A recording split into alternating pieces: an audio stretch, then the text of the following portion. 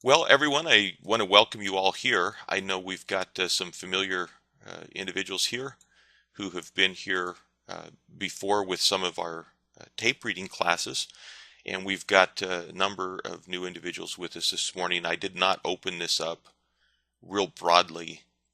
I wanted to keep the size of this a little more manageable, and I wanted you guys who have been there with me for the 3 weeks on the tape reading to be able to make this as well. So for most of the participants that are in here today, you've got some familiarity with what my methodology is and my tape reading and so forth.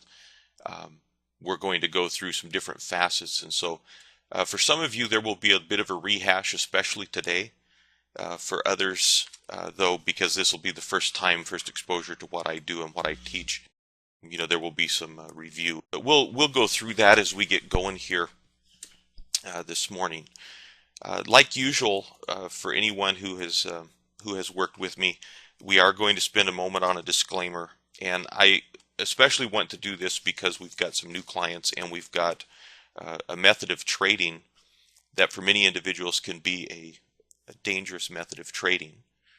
The futures contracts are large contracts, and because they are large contracts for most individuals, if they come in with a smaller account, they realize, hey, it's $500 margin. I can trade this because I've got a $2,000 account, $3,000 account. But they don't stop to think that that may be a 60 or 80 or $100,000 value to that contract, like a contract of crude or a contract of the S&P. And so as a result, they're kind of surprised at how quickly it can gobble up an account. But you've got to realize, that's the size of the positions that are being put on. So I always encourage clients to be very careful with this, to try to find ways to minimize the risk. There is going to be just a brief bit of information on how to try to do that while you're learning this, because scalping is something that if done correctly can make money, but if not done correctly, a guy can really churn the account. The commissions can really matter. So a couple other points from this, there will be some hypothetical things that we talk about through the course of the next 3 days. And if we don't take a live trade and we're talking about trades, everybody understands, of course, that's hypothetical, but we just want to make sure and state that right up front. And as well, both in the recorded video that's going to accompany this with actual trades and with the thought process, the things we analyze and call over the next 3 days, if you do decide to invest or take trades as a result of this, this needs to be your decision. We're not encouraging anyone to take any specific trade with us. We definitely say do not shadow trade if we start analyzing this. We're doing this at this point to teach the concepts. Just want to make sure that everybody's on the same page with that. The presentation here, I am doing something a little different with this presentation when we're through with it. And so I just want everyone to be aware that this is, the presentation is going to be copyrighted when it's complete. So far the materials are copyrighted and that we are reserving all rights to that. So I am asking that you do not record or distribute this, the event or the workshop. Now, while I ask that you don't record this, I do want to make it clear to everyone, and for you guys that have been with me in the prior workshops, I provide a recording at the end of each day of those sessions. Each person who's registered for this is going to receive a complete recording of all sessions that we go through. And when I do that recording, for you guys that have been with me before, you're aware of this. For you new participants, we do bookmark this to key points. Make sure you've got a copy of that you can go back and refer to in the future. And then in addition to the recording, as it mentions here, I realize that one of the key things in trying to learn this, I've had a lot of people say they have difficulty bridging the gap from understanding the theory, understanding our analysis as we analyze it live, but they really need to see the trades occurring to benefit from it. And so as a result, over the past few weeks, I have recorded a number of trades Those trades, you will receive a copy of that. In fact, I was working on that up until about 4 hours ago. I had it done, and I just went back in and was double checking that because I was going to distribute it today, and the sound was completely messed up. It slid a couple of key titles, and when those keyframes got messed up, it pushed all of the soundtrack wrong, and I had to go back through. I ended up spending about 6 hours last night trying to get that done. So I will be re-rendering that. I rendered a quick version of it. It is working correctly now. I will be re-rendering that and sending that out later tonight. Bill, your question as we go, you ask if I have a schedule for looking at different instruments this week. Not specifically. It's not so much looking at different instruments as it is looking at different methods. And I will be commenting on different instruments each day. In the video, in the recorded trades, the bulk of those trades, just for your guys' edification right now, the bulk of those trades were in crude. There's a full session for the NQ where I sat down and just traded a morning, recorded from one end to the other, 12 trades, 2-3 days that I did that with crude, and I did that on the S&P as well. That way you can kind of see straight through, and I felt that was better than just saying, here's my favorite winning trades of the past 2 years. It's actually just sitting down trading through a morning. Soon as the trade, I mean, you'll see when you watch this video, there's times when I'm planning the next trade while I'm still in a trade. And I'm saying, you know, like in one case, I'm going to get stopped. I know I'm going to get stopped. If I get stopped, I'm going back in. This is what I'm going to do to it. And, you know, sure enough, I get stopped a minute later, go right back into the next trade. Another occasion where that occurred where I'm in the trade and it's like, look, if I hit my profit target, I'm going to go right back in when this happens. Hit my profit target, 30 seconds later, I'm in the next trade. So I tried to just go through that, and so you guys will have some real nice work to look at when everything is said and done. Now, I will talk more about this toward the end of the presentation as far as other instruments, and if you guys have input on other instruments you would like to see specifically, I'll be happy to take requests on that. But the stuff that we're usually looking at, or usually traders are concerned with, a lot of people doing the ES. We've got a lot of crude traders, a lot of guys that are interested in the 6E, the YM, the NQ. Really, the methods. What I want to show you today, and over the course of the next 2 days, is how to go in and find out for yourself how to apply this to any contract you want to trade. This is not something that is just specific to the S&P, but you're going to do it different on the S&P than you will on crude. So for that reason, if there's an instrument that we don't cover, you should still be able to put that together. Now, I will mention just on the crude, I know we've got some guys in here that are very interested in the crude, others that would not touch it with a 10-foot pole. The crude, one of the reasons that there are more trades with crude or more footage with crude right now is that realistically we're here in the summer doldrums. Market at times has not been the best market to trade. When you're trying to scalp and the market's moving very slow, those scalps are painful. So crude is active, jumpy, gives us something nice to illustrate. We've got stuff there showing how to do it in a slow market. It also shows us how to do it in a very fast market. So, you guys obviously got to read that on the questions. Just to comment about this up front, I don't want anyone having the wrong impressions about this. Normally, taking the live trades is a very gray area for an educator if that educator has awareness of what accounts, what people's accounts are like, or what their financial profile is. And because of mentorships with individuals, I do have knowledge of that. I try to be very cautious about taking live trades because it gets me into a very dangerous area with lawsuits with individuals who follow along and then say, well, you're acting like a CTA. And frankly, I'm not interested in that. I don't make money off of the education side of this enough to justify taking that kind of risk. This is something that I do because I enjoy working with people and I enjoy teaching. And so I will be analyzing live, but I will likely not be taking live trades during that, just so everyone's aware. Quick overview of this. I know that some of you guys that are here actually do not have a lot of interest in scalping. And while that is the title of this, the Scalpers Boot Camp, we're focusing on that. It is something that is also going to benefit intraday traders, the guys that are living off of the 2-minute, 3-minute, 5-minute chart. They're looking for a trade, trying to get 4, 5, 6 points on the S&P. This will still benefit you guys.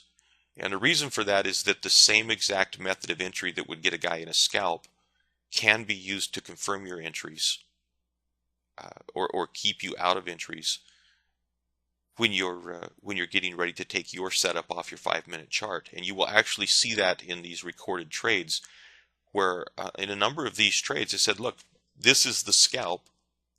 Here's the scalping method, but because of the bigger picture, I see a bigger target. And I want each of you guys to be able to do that, because at some point you can only scalp so much size. At some point, if you're going to continue to build wealth, you need to be able to take some larger trades here and there. And it's, you reach a limit on the scalps where it becomes dangerous. You can't come in and scalp 25, 30 lots of crude without having a 7-figure account. I mean, it becomes too dangerous. So this is something that I am going to show throughout the course of this, how to use this for a bigger picture. So even if you're starting out, you want to be a scalper, make some income, build your account up, gradually you'll be able to use these same methods with a little longer term trading setups. One of the things that I want to do in the course of this workshop is that I want to teach people how to trade. There's a big difference between trading a system which has been curve fit to a market and the market doesn't exist anymore. Now you're scrambling, you're trying to figure out how to make it work. This is not a system. This is discretionary trading. And so that's part of the goal here, is to help a person understand how they should approach the market, how you start at the top at the beginning of the day, how you think it through, how you adapt to the changes, to the curve that the market throws you that particular day. And so we're going to focus on that extensively as we go through this. Calvin, that's commissions and fees can get very spendy. Calvin mentioned he had a friend 56 trades the other day. A great deal of commissions on that. I used to run 80 to 90 trades a day, and because of the size or the quantity that I was trading, there were many months where my commissions were in excess of $40,000, and that was one of the reasons why I slowed down on the scalping. Is I looked at that and said, man, I'm buying a broker a new truck every month, and if I got a little bigger trade, I got a little more out of these trades, I wouldn't need near as many trades to make the same money. Wouldn't be spending it on commissions. I'd be putting more money in the bank. So at some point, boy, you can definitely rack some fees up. That's for sure. Moving along, one of the goals of this process is we want to go through here essentially step by step. We want something that the steps when you sit down, 4 basic steps, and you're going to go through those steps over and over. And you want something that you can repeat. Whatever market conditions you have doesn't affect you. You just adjust to it, keep right on going. Just so you guys know, the methods that I'm going to share, there's nothing secret or magic about it. I think one of the critical things to me is it will come down to you and how you view the method. But these methods go back to when I first started trading back in the mid-90s. So the market conditions, the platforms have changed, the market conditions have changed, electronic trading has changed. the instruments have changed, and yet the same method still works. And I'm sure, wouldn't you guys agree? That's one of the most important things you could find in the market. Not a system that is curve fit that used to work, but something that will work this year and next year and 5 years from now and 10 years from now, that you would still be able to do it. That's the jeopardy of buying most systems. It's curve fit, the market changes, and now it no longer works.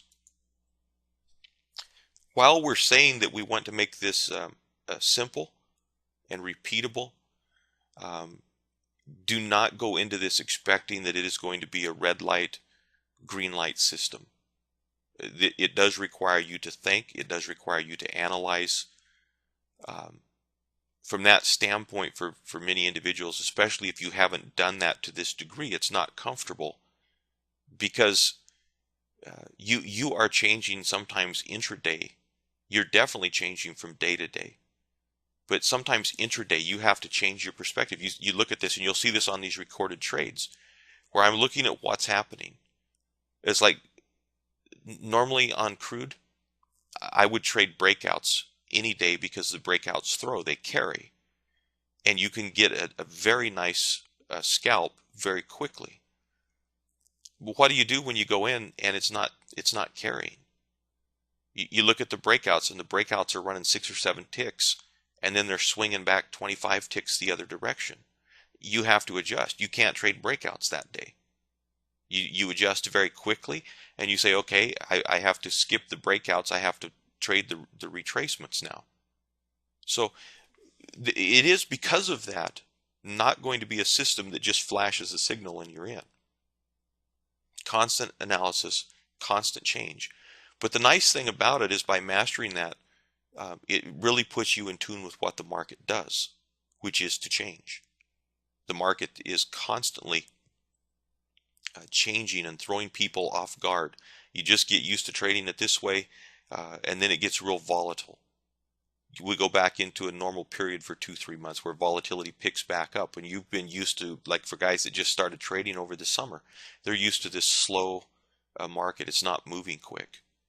So because of what it is, even though it's a little more work, in the long run, it's the only thing that I have ever found that will last, because of the way that it works. Now, as we mentioned when we were talking about the workshop, like when I did the presentation at Ninja, I pointed out that we're going to go through 3 different perspectives on scalping. One of them is to understand how to do that from the time and sales. The second method would be how to do that where your primary tool is the dome. And then the third way of doing that primarily would be from your chart. And in fact, you'll see, guys, and I got to tell you, you'd probably smile, but for you guys that have been with me before, when I recorded the session on the NQ, and I said I'm going to do this just off the chart, I recorded that without a time and sales up, without a dome up, just off the chart. Freaking hardest thing I've ever done in my life. I just wanted to twitch over there and open a time and sales and look at it. It's so hard to me to take that off of a chart when you're used to doing it off of the time and sales. So, I realize in working with individuals that people see it differently. And so we're going to show 3 different ways of getting the same picture, same information. So if you can't figure it out on the time and sales, big deal. Do it off the chart. Do it off the dome if that's the way your brain processes information. So we're going to spend some time each day with one of these methods. Now, if I had to rank them in order of most effective, it would be just as it's shown here. Time and sales is the best. If you can't do that, do it off of the dome. Have your time and sales there. Try to learn the time and sales while you're working off of your dome. The chart's always going to be there as a reference, but to actually go to the charts I'm going to show you and try to do it completely off of them, I would say that would be the last. Like you can't get it the other 2 ways. we'll still show you how to do it each way. So whatever works. Like for Ken, um, I know you've commented in the past before on watching, um, watching the time and sales is very tough, doesn't process right for you. You need to see it on a chart. So we're going to go through that as well. Let's see, topics for today. This is kind of what we're going to go through in today's sessions. I know that for some of you guys, a lot of this will be a review. So I don't feel like for you guys, don't feel like you have to stick around if you don't want to. I know there's going to be some basics. There will be a recording of it. I don't want to push anybody, but at the same time, for you guys that have been with me over the 3 weeks of that prior program, there's going to be some things that are very much repetition to you. The goal of the 3 days, first of all, I do want to convey the basic information so that you walk away saying, okay, I understand all of the basics here. But I also want you to understand how to sit down, and when the market changes in December, when the market changes in January, when the market changes in November, I want you to be able to still use the method, to still adapt, to still trade that. And then in that being able to adapt, which we already touched on briefly, is the ability to sit down and do this on crude and then say, I don't like the way crude's moving today. It's just completely spastic. It's thrashing around like a chicken with his head cut off, and that doesn't suit me. I'm going to switch over here and scalp this or that. I want you to be able to adapt very quickly to that. But the final point here, learn how to believe. I do think that this is something that for many individuals, this is going to be the make it or break it thing, is learning to believe and trust in the method. Does that make sense to you guys? When you're doing this and you're flipping back and forth and you're thrashing around and you're banging the market both directions, and 1 minute you're going long and the next minute you're going short, it is very difficult at times to believe in the method or to believe in yourself. And I think these recorded trades is going to it's going to highlight that. And I think it's one of the things that I would say in advance, after editing that and watching that I hope that you guys take away and that you pick up on, is that when I go into those instruments and I'm trading those, I absolutely believe something is going to happen. And in the intellectual part of my mind, I know that there's a 50-50 chance that it won't. But I absolutely believe that it will. If I don't, I couldn't pull the trigger. And Calvin, see, your point is exactly why it's hard. Calvin said to believe is the hard part because it's hard to come back after a loss. One of the things I would say in looking at this, this is a tough one on sim, on some instruments. I don't normally encourage sim trading. I have frequently encouraged guys to look at something like reading tape on the 6E, taking the entry on the Euro US dollar, where you can scale down to a penny a tick, 10 cents a tick, whatever you want. But in doing that, you lose a little bit of the flexibility of Ninja. Your order entry platform on your spot forex is likely not going to be as quick and as friendly as it will be here. So if you do this on sim while you're trying to build that belief, one of the things you're going to have to make sure you keep in mind is that the fills that you get on sim will not be the fills that you get on a live market. And you'll get very close on the S&P, but you do that on crude, your fills will be all over the place. You come in and put a market order on crude, and you may get filled 10, 12 ticks away from where you thought you were going to get filled or where you would have got filled on sim. I do find, do you guys, let me ask you this for you guys that trade crude, do you find that you get price improvement somewhat frequently on stop orders? I'm just curious. I see it pretty frequently where you get a tick or two improvement. I mean, I would say I get a tick or two improvement uh, probably just about as many times as I get a tick or two slid. John, you say 50-50 for you? So that's what I kind of feel. There's many times I even on the exits where it jumps so quickly, and because of the order in the queue where we sit, it moves and it bangs down, and we get executed 2-3 ticks better. So I don't know. It's you just have to be cautious with it. We want to learn to believe, but be cautious with that on sim. The S&P doesn't jump around that quickly most of the time.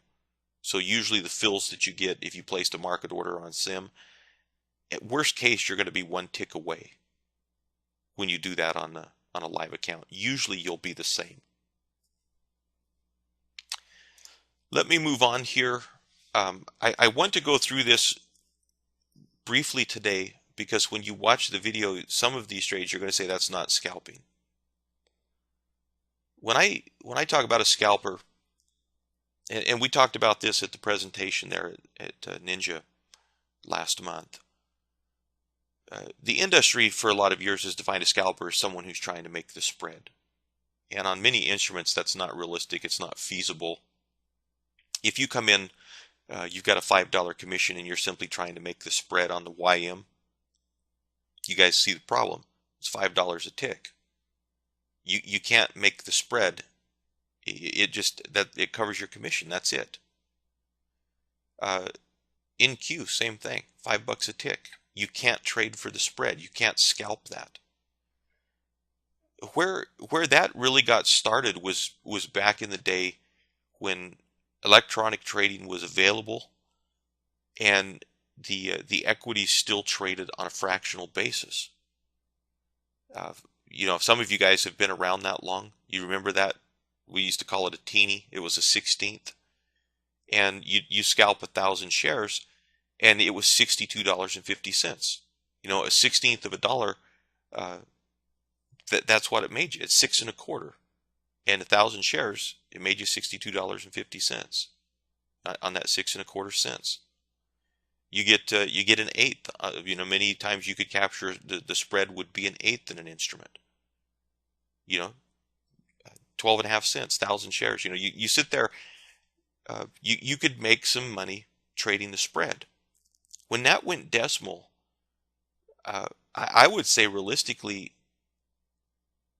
scalping for the spread was done unless you were able to trade huge size with virtually no commission cost. So when I refer to scalping, I guess I think of it. Let me contrast an intraday trader and what I'm going to try to teach you. For an intraday trader, I see a guy who probably is going to take 1 to 5 trades in the course of a day. That's all he'll get for setups. So he may sit down and it may be an hour and a half before his first setup occurs. He takes that trade and you're tired and you're done. And that was your day. You're definitely going to pull a bigger trade, but that's it. Or you might be trading a 1-minute chart or a 2-minute chart, and maybe you're taking 7, 8, 9, 10 trades a day, depending on your setup. To me, when I think of scalping, here's the way I imagine it. It is exactly as it's spelled down right here. To sit down, you open up your time and sales, got your dome, got your chart. Don't care what the structure is, don't care what the news is. Doesn't matter whether the market's moving fast or slow. Doesn't matter that it just rallied up 20 points on the S&P. Within a few minutes, you've got a trade. Take the trade, pull some money out, kill the trade, very short term, and within a few minutes you've got another one. to me, it doesn't, this doesn't so much get defined on a time frame. I want to just put this up, and I'd like to invite your feedback on this. We're going to do a few polls, and I would just like to get a bit of background, and I'll try to put this up. You guys will obviously be able to see the results. If you don't understand a question, don't answer yet because it won't let you change it. So we'll go through this when I ask the question. Now what I'm going to try to do, just so that I get this in the recording, I'm going to just drag this in and hold it here so that I can record it real quickly. But here's my question on this poll, and you guys will be able to vote on this. Have you ever tried scalping before on purpose? I'll let you guys vote on that.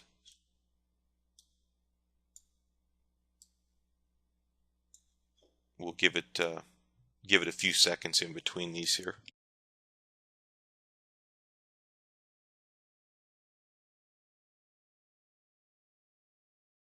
Just for you guys that haven't voted yet, when I say on purpose, I'm not talking about chickening out when you went 2 ticks positive, but where you deliberately tried to take a little scalp. Okay, so let's we'll close that, and here's the results. 90% yes, you've tried it before on purpose. 10% say no.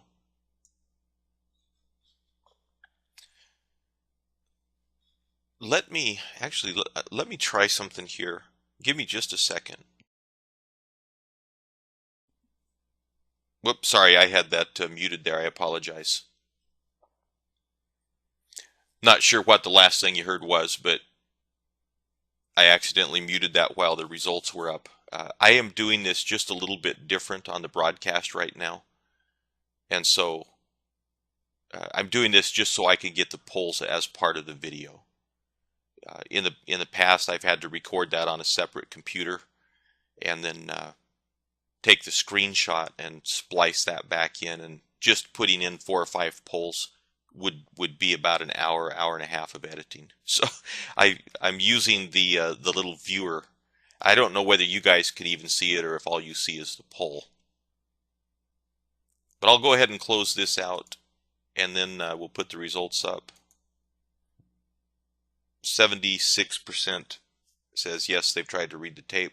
A quarter of the group says no, they have not. You guys will probably see, well, no, it doesn't show. Do you guys just see the slide? What is a scalper? Okay. I've actually got another window sitting in front of that, but it's transparent apparently to GoToWebinar. So that's kind of cool. At least I was playing with that, figured out a way to get it to work, which is beneficial because that's what I was hoping to get this in the recording a little more easily. On this next one, just the way that you visualize a scalper working, it's beneficial to me because if I know what the expectations are, I know what the beliefs are, I know what the mentality of the group. It helps me either as I explain or kind of tailor things. So we'll give 10 more seconds here. Okay, so we'll close that and share the results of that.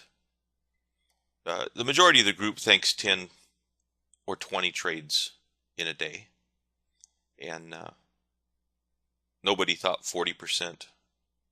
10% of the group thinking 50% or more, 50 trades or more a day. I would say that when I was scalping, I averaged about 70. But I have known other scalpers that took better than 200 a day. And what I have found for me, because I'm not just scalping for 2 ticks or 3 ticks on something like the crude. for me, the way I would define scalping now is definitely different than the way I would have defined it 10 years ago.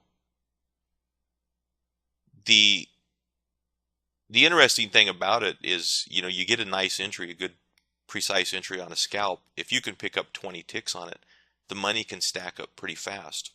When I traded the in-queue session, for example, which I remember because I was just re-editing that last night, trying to get the sound synced up. Um, it was an hour and a half, including my all of my discussion, explanations, everything else. And it ended up when I edited that and cut out just the waiting at times where it's like, look, we got to wait for news, we've got to wait for this or that. It ended up right about an hour, but it was actually like an hour and 20 minutes, and took 12 trades in that hour and 20 minutes. Um, Total on those 12 trades at $5 a tick, um, it was $690 with one lot. So, uh, Peter, you ask, isn't less better? I think it probably is. To me, if you could get 3 scalps on crude and mac it for 200 apiece, I would say that's better than taking 25 trades on crude for 6 ticks apiece.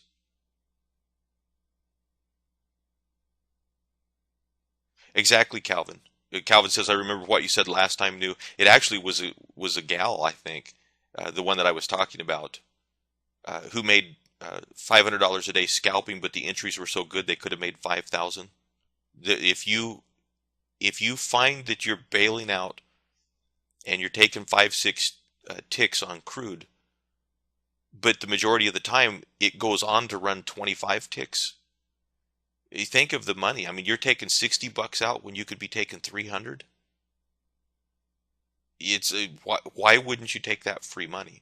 So I do think that if you take this scalper's mentality, basically again, what you see on the screen right here, you sit down, then a few minutes you have a trade, take the trade, take your money, then a few minutes you have another trade, take the trade, take $60, $100, $200, whatever conditions will give you, whatever that instrument will give you, and then do it again. That to me is the best way of going about it.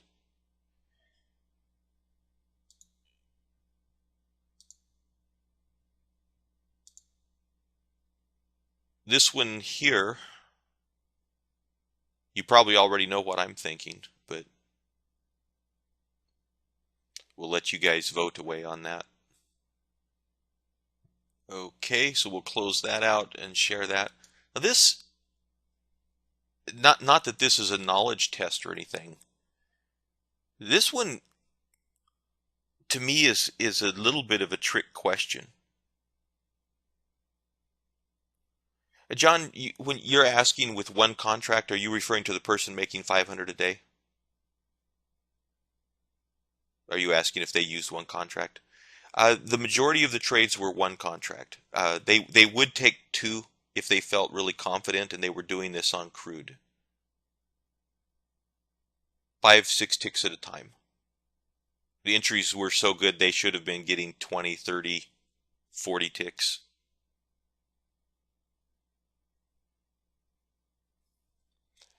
Here's why I think this is a bit of a tricky question. Let me just address this as it sits. We got a portion of the group says a couple ticks. There are not very many instruments that 2 ticks could make you money. I know a number of individuals that scalp the bonds. Yeah, Gerardo, exactly. You're right. You're right behind me. Depends on the instrument. Not very many instruments that 2 ticks will make you money. Like we were talking earlier, could you do that on the YM with 2 ticks? You got $5 to cover your commission, and then you made $5 profit. But can you trade that with a 2-tick stop? Can you still be at 1-to-1? It's not likely that you're ever going to make money with that. I mean, if you do the math, 50% of what you make goes to cover commissions, which means you've got to be right 100% of the time if you're ever going to make anything. By the same token, I do know a number of individuals that scalp uh, in the bond and notes, and you've got a higher tick value, and they'll scalp one tick with a one tick stop, or they'll scalp two ticks with a one tick stop. Uh, you couldn't pay me to do it, but that's what they're doing. If you had something like the DAX with an extremely high tick value where you're nearly $40 a tick, you can do it, but I guarantee you this, you will be hard pressed to find a safe way of trading the DAX without at least a 7, 8, 9, 10 tick stop. And so to try to take two ticks, again, man, if you're ever wrong, it's going to wipe out half a dozen trades if you're at a good risk reward ratio. So if that's the case, I would say the instruments where I would even remotely say 3 ticks is possible would be something like the S&P. You need to be at $12.50 a tick, but more importantly, you need to be able to hold the trade with a 3 tick stop. Do you guys see the problem with that? And we'll talk about this as we move on, but in trying to see where people are, where you guys are taking a scalper would try to take 5 or more ticks, that's where I'm at. I would say 3 or 4 bare minimum on the S&P. If there will be some situations where that's all you can get. There will be other situations where 5, 6, 7, 8 on the S&P is very doable with that same entry. It just depends on the day. But when I get on something like crude, I couldn't take it off. I mean, to me, if I can't get 15 ticks out of it, I wouldn't take the entry. There will be situations when you realize that's not what the market's giving up right now. So you have to adjust. So as we go through this, for you guys that were thinking 2, 3, 4 ticks, whoop, sorry about that. Appreciate that, Bill Gerardo. The what I was saying right here, and I'll just clip the dead spot out because there was nothing significant about it. But what I was saying was that for you individuals that were thinking 2, 3 ticks, or even 4 ticks, I would say 4 ticks is kind of the threshold for really making profit. For those who are thinking that this is going to be something getting 2 or 3, you would need to be at a 90%, 95% win-loss ratio. You would still need to be at a 1-to-1 because the commissions will destroy you on most instruments. Let me see. I think I've got a couple more that I wanted to go through before we get into the platform. Oh yeah, there are a couple things here. Let's just go through the rest of these and then we'll address it as we go. Sometimes and the reason I want to ask this, sometimes what people imagine, it's going to affect their viewpoint of the whole class. And so if I see people are imagining this is going to be something different, I want to correct that right now, and save you the hassle.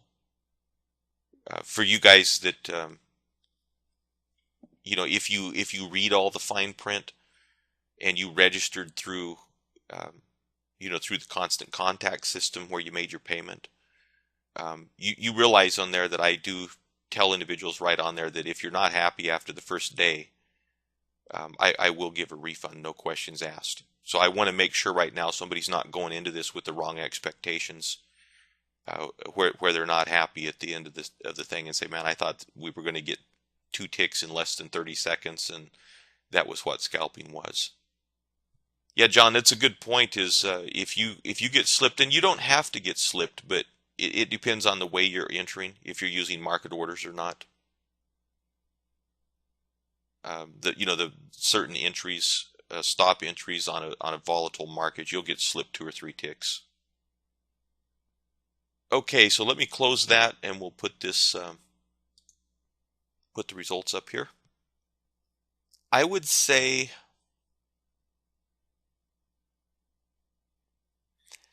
I wish they were all 30 seconds.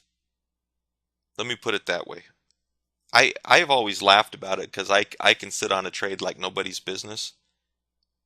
But my favorite trades is when it just absolutely explodes, something like crude, 4 or 5 seconds, and you're at your target and out. You're not exposed.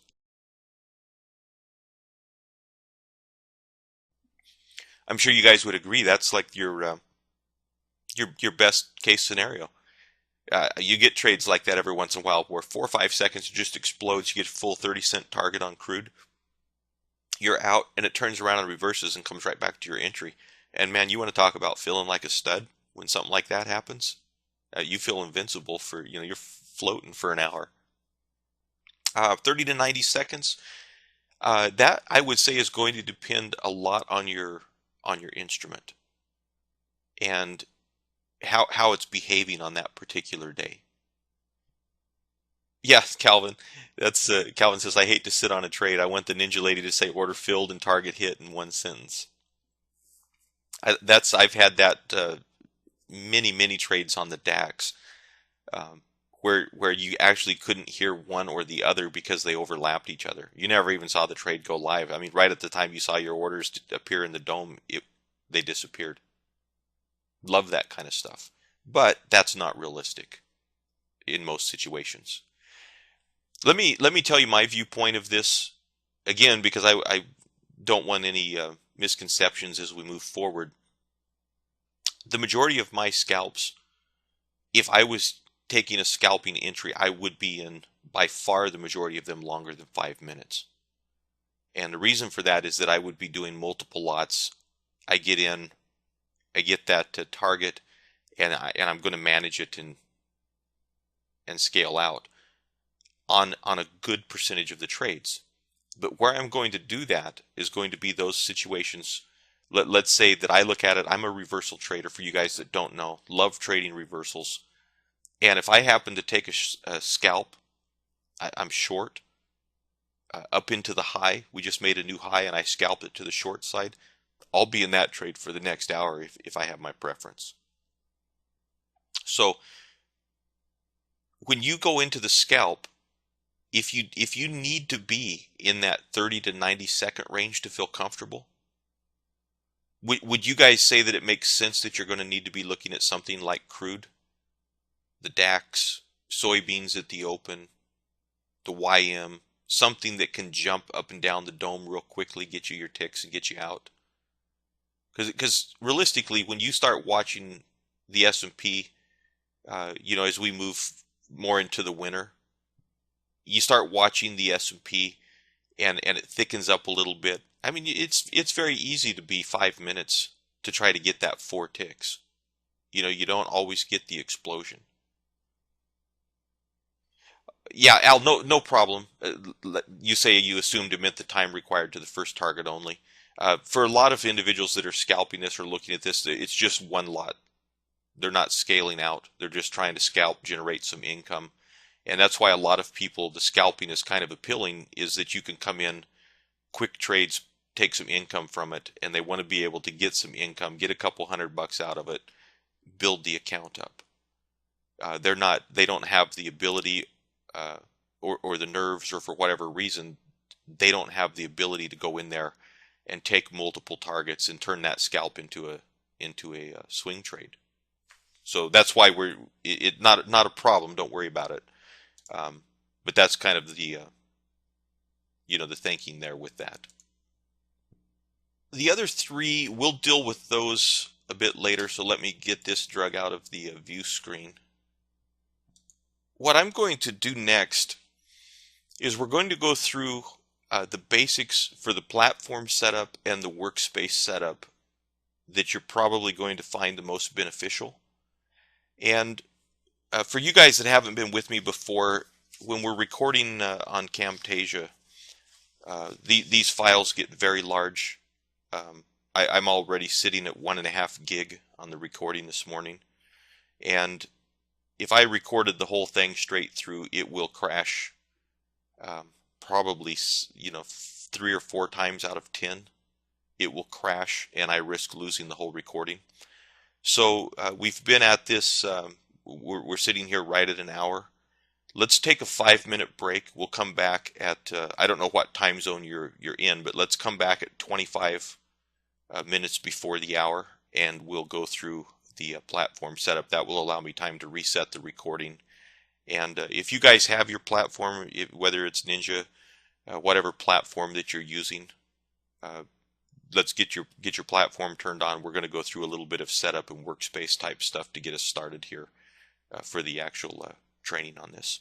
So we'll be back in 5 minutes. Okay, testing. Okay, we got sound. Ken, you said you spent an hour with the tech several weeks ago to go over a bunch of ideas, see if it produces any results. Were you making suggestions to them? You mean when you say going over ideas with some suggestions? Okay. You know, some of the stuff that I've suggested to them as a partner, they've implemented, and there's been other things that they're just like completely resistant to. And it's one of the things that has really frustrated me is the dome, that you can't resize the pick and dome. It is one of the dumbest things I've ever seen, that you have to add rows to resize it instead of just being able to drag it higher, you know, bigger, smaller. And I've been complaining about that for years, and they're like, yeah, that's a good idea, thanks. So, who knows? You complained about that too, huh? Okay, let's take a look at this here.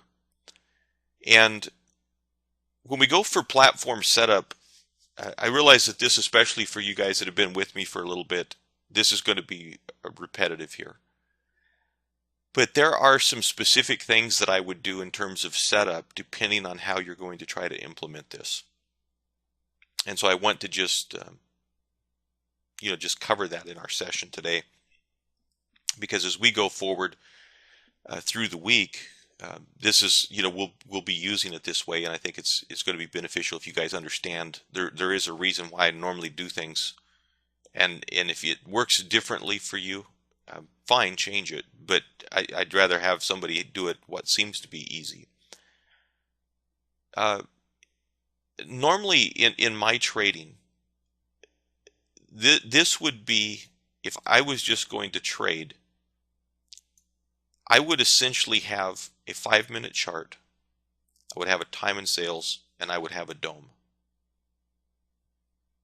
And the 5-minute chart, I would either do that, or I would take a tick chart that would be comparable, and I would scrunch that down. And by scrunch it down, I guess I should be more specific. I would compress the time axis so that I could see the greatest amount of history, greatest amount of data there. Does that make sense? I want to see the areas where it's likely to come into, where it's likely to reverse. If I was doing it on a tick chart, this is what it would look like. If I was doing it off the 5-minute, I actually would be a little bit interested in what the candles were doing. And so I would normally have that spread out just a little bit so that I can see what the individual candles are doing. Where have they pushed up and gotten rejected? Where are the wicks, the shadows?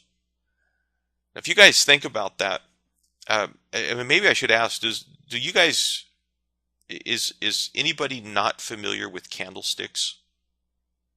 And I don't mean that you've got to have memorized all the names of the different patterns, but are you familiar with what the candlestick is? If anyone is not familiar with that,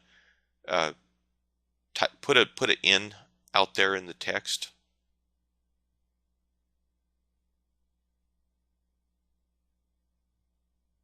If you are familiar, you don't need to answer, but if you're not familiar with what a candlestick is, I won't call your name out. I won't embarrass anybody. Just some people don't use them. Some people use a high-low, open, close. Some people use a line chart and so forth.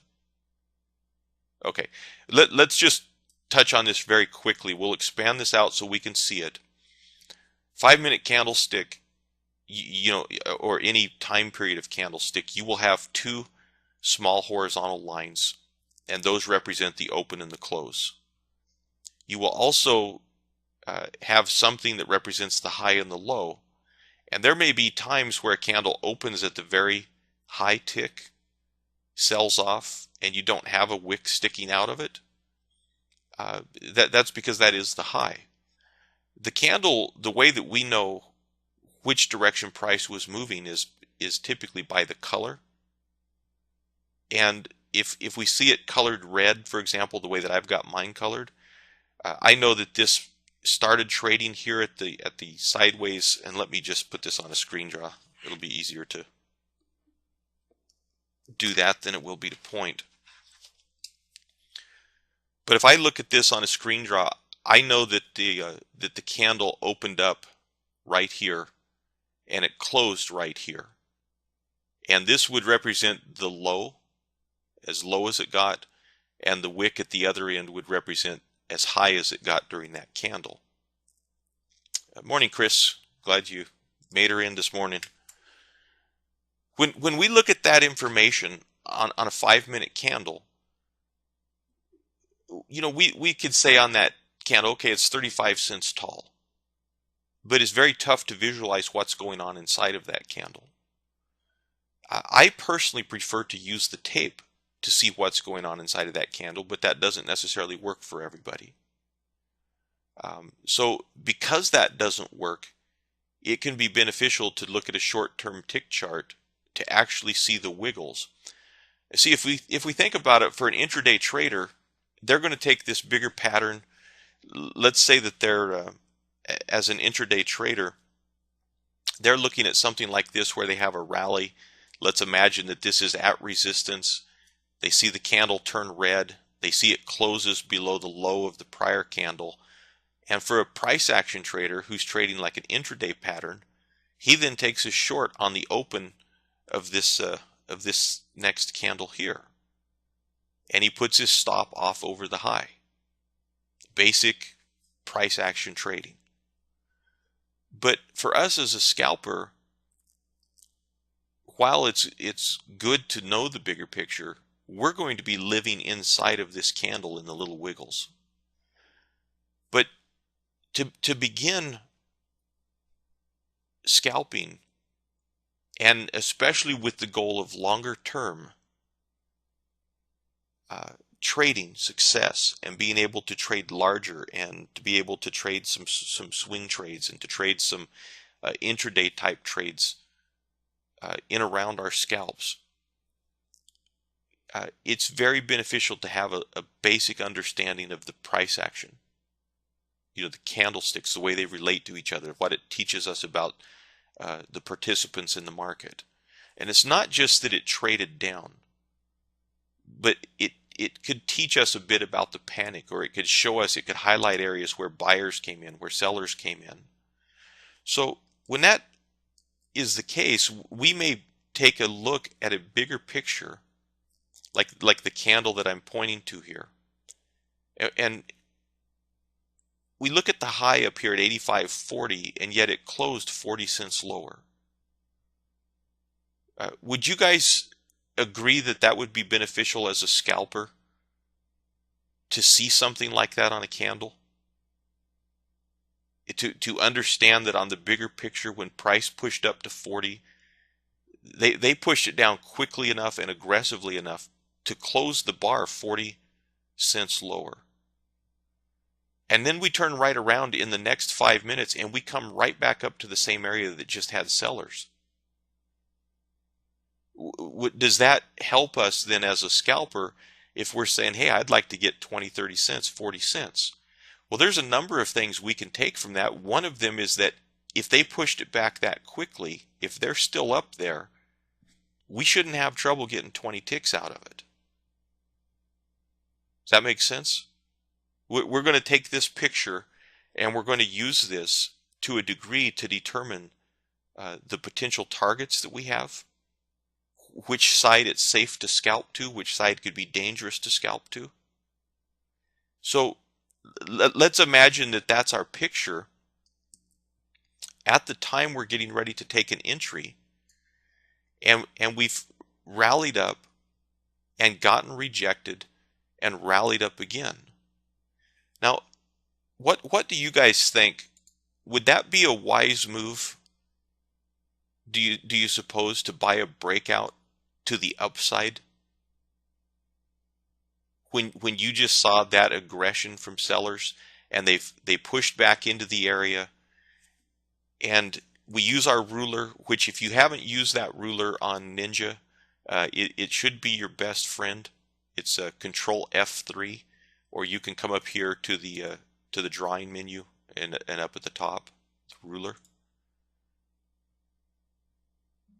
But would you think that when it rallied up $1.93 without much of a pullback, and even if you took the rally from the little pullback it had, you rallied up $1.69 with no pullback?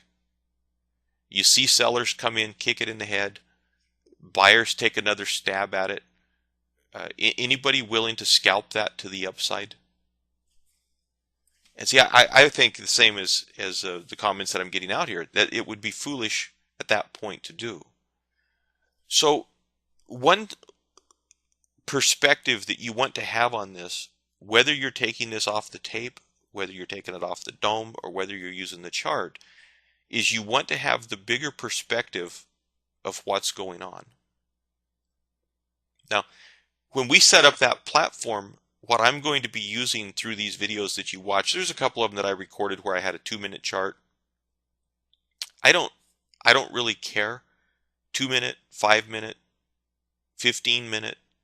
I wouldn't go longer than a 15-minute, but something to help you determine the structure of what's going on. And Jeff, your question, don't you need multiple time frames? If you had been watching a 10-minute candle, you wouldn't have seen that. For me personally, Jeff, when I'm watching that in my head. I'm watching that on the time and sales. I shouldn't say I'm watching that in my head. That makes about as much sense as anything I've said all day. I watch that on the time and sales, and I tend to have an anal memory for numbers.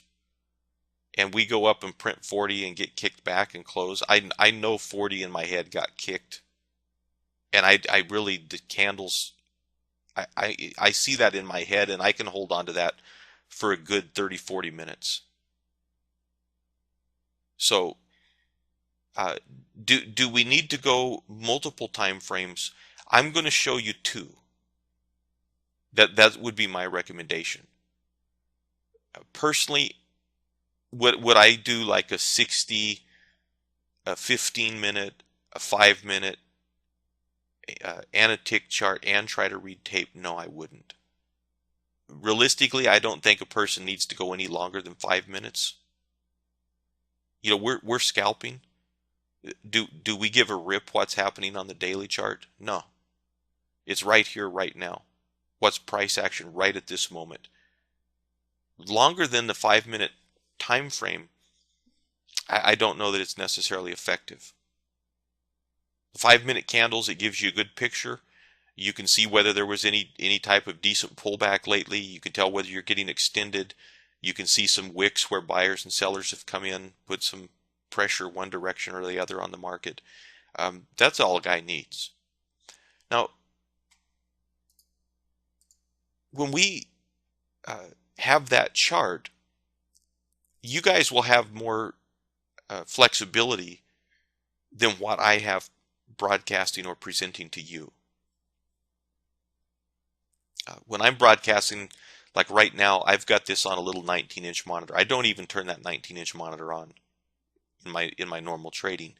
I use it for broadcasting. It's set to a lower resolution than my primary monitor because it transmits through to you more quickly. So when I start recording, then I have even less because I'm recording a slice of a monitor at a fixed resolution. And so what I did, when I'm working that way, is I take two charts and I just overlap them on each other. One of them I drag down so that the title bar of the lower one is exposed, and I can click on the scroll bar. I can click on that scroll bar and bring my 5-minute up, or I can click on the title bar and bring the 10-tick chart up. So if you don't have much space, I would suggest doing something like this. You look over here, you kind of keep an eye on the bigger picture. You see what's going on. Are we coming down into resistance? Coming down into support? Are we rallying into resistance? Have we had a pullback lately? Any type of a retracement? And the reason that we're looking at this, again, you will see this on the recorded trades on the video that you're going to receive tonight. You're going to find virtually every single trade I am referring to this big picture. What is the big picture? Where is the target? Where can I get right now? Something that you'll want to be familiar with in addition to your ruler, which is F3 on Ninja, is going to be F8. That would be your Fibonacci's. I think it is extremely beneficial in picking targets. We take one number interests me on the Fibonacci's, is the 618. I draw the 38 too, and I draw the 50 because I expect reactions between the 50 and the 62. And because they're reciprocal of each other, if I don't know how to draw it and I draw it from the end of the move to the beginning of the move and it's upside down, I know simply that it's the far line. When it comes to picking targets, you will see me again using those Fibonacci's over and over and over. You can get to those from your draw menu if you don't memorize the hotkey. Get your draw menu, Fibonacci retracements, F8. Most of you guys have seen me use those, and you will see that, like I said, literally every single trade referring to that big picture. I tend to do the Fibonacci in my head. Like most things, I do it in my head. If you need to draw it, draw it. If you don't. You will find over time that when you look at a move, it's pretty easy to eyeball half of a move, and then proportionally you know that you're a little bit outside of half. And you draw this on enough moves, pretty soon you're saying half is here. You look at it on the basis of a candle, half is here. You see those proportions, it gets easier. But these are things that you're going to want to be familiar with and acquainted with in terms of as a scalper, saying, where do I need to start exercising caution? One example of that would be on a chart like this right here. You come in after the open, you look at this rally up, take your Fibonacci, you look at that level, you're coming down into that level. Would you still be looking to short to the downside? Is that logical?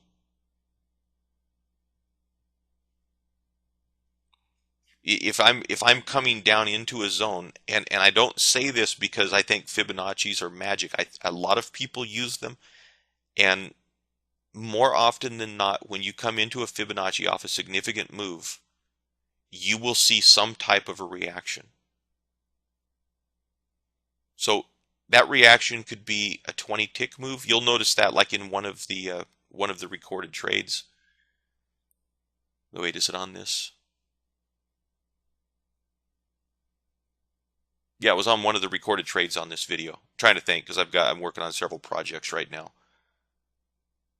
But coming in there and drawing Fibonacci's, two Fibonacci's right at the beginning of the day off of two moves, and one of them turned within a couple ticks, got through it by 2 or 3 ticks, turned around, and this was 30 minutes after it was drawn. The other one, it hit it, got through it by a couple ticks, and was instantly knocked back 20 ticks. So having an idea of where it's likely to stall does two things for you. You could start looking for that as a potential retracement, like a reversal, not a retracement. The other one is to say take the short side off the table when you get down into this level. We've moved down that far with no retracement. Take it off the table and don't buy a breakout to the low side down here. It's going to be very beneficial. Now, Jeff, you say the 61% also happened to be a previous swing high. Do I pay extra attention to that? If things line up, if there's some confluence there with others, and I'm assuming you're talking about this high over here with the red arrow. Yeah. If that happens to line up with a breakout area, and by a breakout area, what I would refer to Let me get rid of this Fibonacci. Most of you guys know what I'm referring to by a breakout, but or excuse me, know what a breakout is, but I tend to have kind of a very specific definition that I'm interested in. When you look at a trend, and your trend is made up of either higher highs and higher lows, or vice versa, and we come in a trend, and let's just say that we look at this move down, and we've got a high where price sold off, rallied up, sold off, rallied up. We've got this high, sold to a new low. I am interested in breaking above a prior swing high, especially when it is a change of trend. When that potentially happens, to me, I'm starting to focus on pullbacks. I get my pullbacks, I'm going to be looking to scalp to the long side. And until that rotates again, I will be looking primarily for scalps to the long side. Why do you guys suppose that is? As a scalper, do you think that it's beneficial to be directional on your scalping? See, so far I've got several of you saying yes, and I absolutely agree. If you're scalping, you're probably having a better odds of success and a quicker fill if you can get in line with the current direction. Now, we realize there could be several different directions going on. You stop and think about it. We could have one direction on our tick chart. We could have another direction on a 1 minute, a different direction on a 5 minute. That's different than what we see on a 6 minute. That's different than the daily. Okay, so if that's the case, I have to eliminate some of that and say, I don't give a crap what's happening on the daily. I don't care what's happening on the hourly. I don't care what's happening on the 30 minute, the 15 minute. I am interested in where the 5 minute is for levels, and then let me at that short-term tick chart. In my case, I build it in my head from the tape. In your case, you may end up doing it on a short-term tick chart. But if we can define the current direction, whether we get in from a pullback or whether we get into that current direction on a breakout, you're going to hit your targets faster the majority of the time than trying to fight it. Now, that does not mean I won't try to fight it if we rally into resistance. I absolutely will start trading it as a reversal trader. But if I start trading that as a reversal trader, do you guys know what happens to the stop?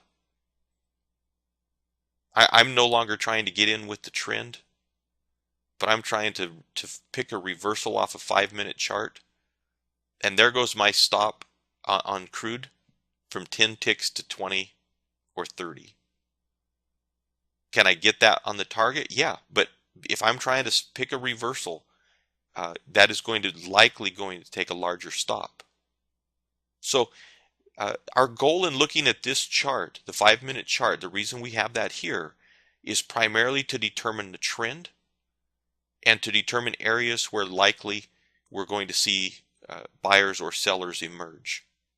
Now, Ken, you're asking, how do I define a change in trend? This is kind of a sloppy example. Let's find something here. If I looked at a trend, I would define a trend, and we could find a couple trends on this chart, but I would define a trend as either lower lows and lower highs, or higher highs and higher lows. So if I came in and I looked at this chart and I see this low and I see this high, and I don't know what was before me, and I don't really care what happened yesterday, but I know it was up here. So I know that we've had a higher high than this high, and here's my low. If I come down and I break that low, now I've got a new lower low, and I don't know how low it's going to go, but I know that I've got a lower high, and now I know I've got a lower low. So when I come down and I finally get the low and it tries to rally up, again, I've got a lower high. When that sells off again, another new lower low. When it rallies, we've got a new lower high. Come down again, we've got the lower low. The point in time, and Ken, you got to be very careful with this. I want to qualify this statement. The point in time where I break that prior swing high, that gives me a heads up that potentially the trend is going to change.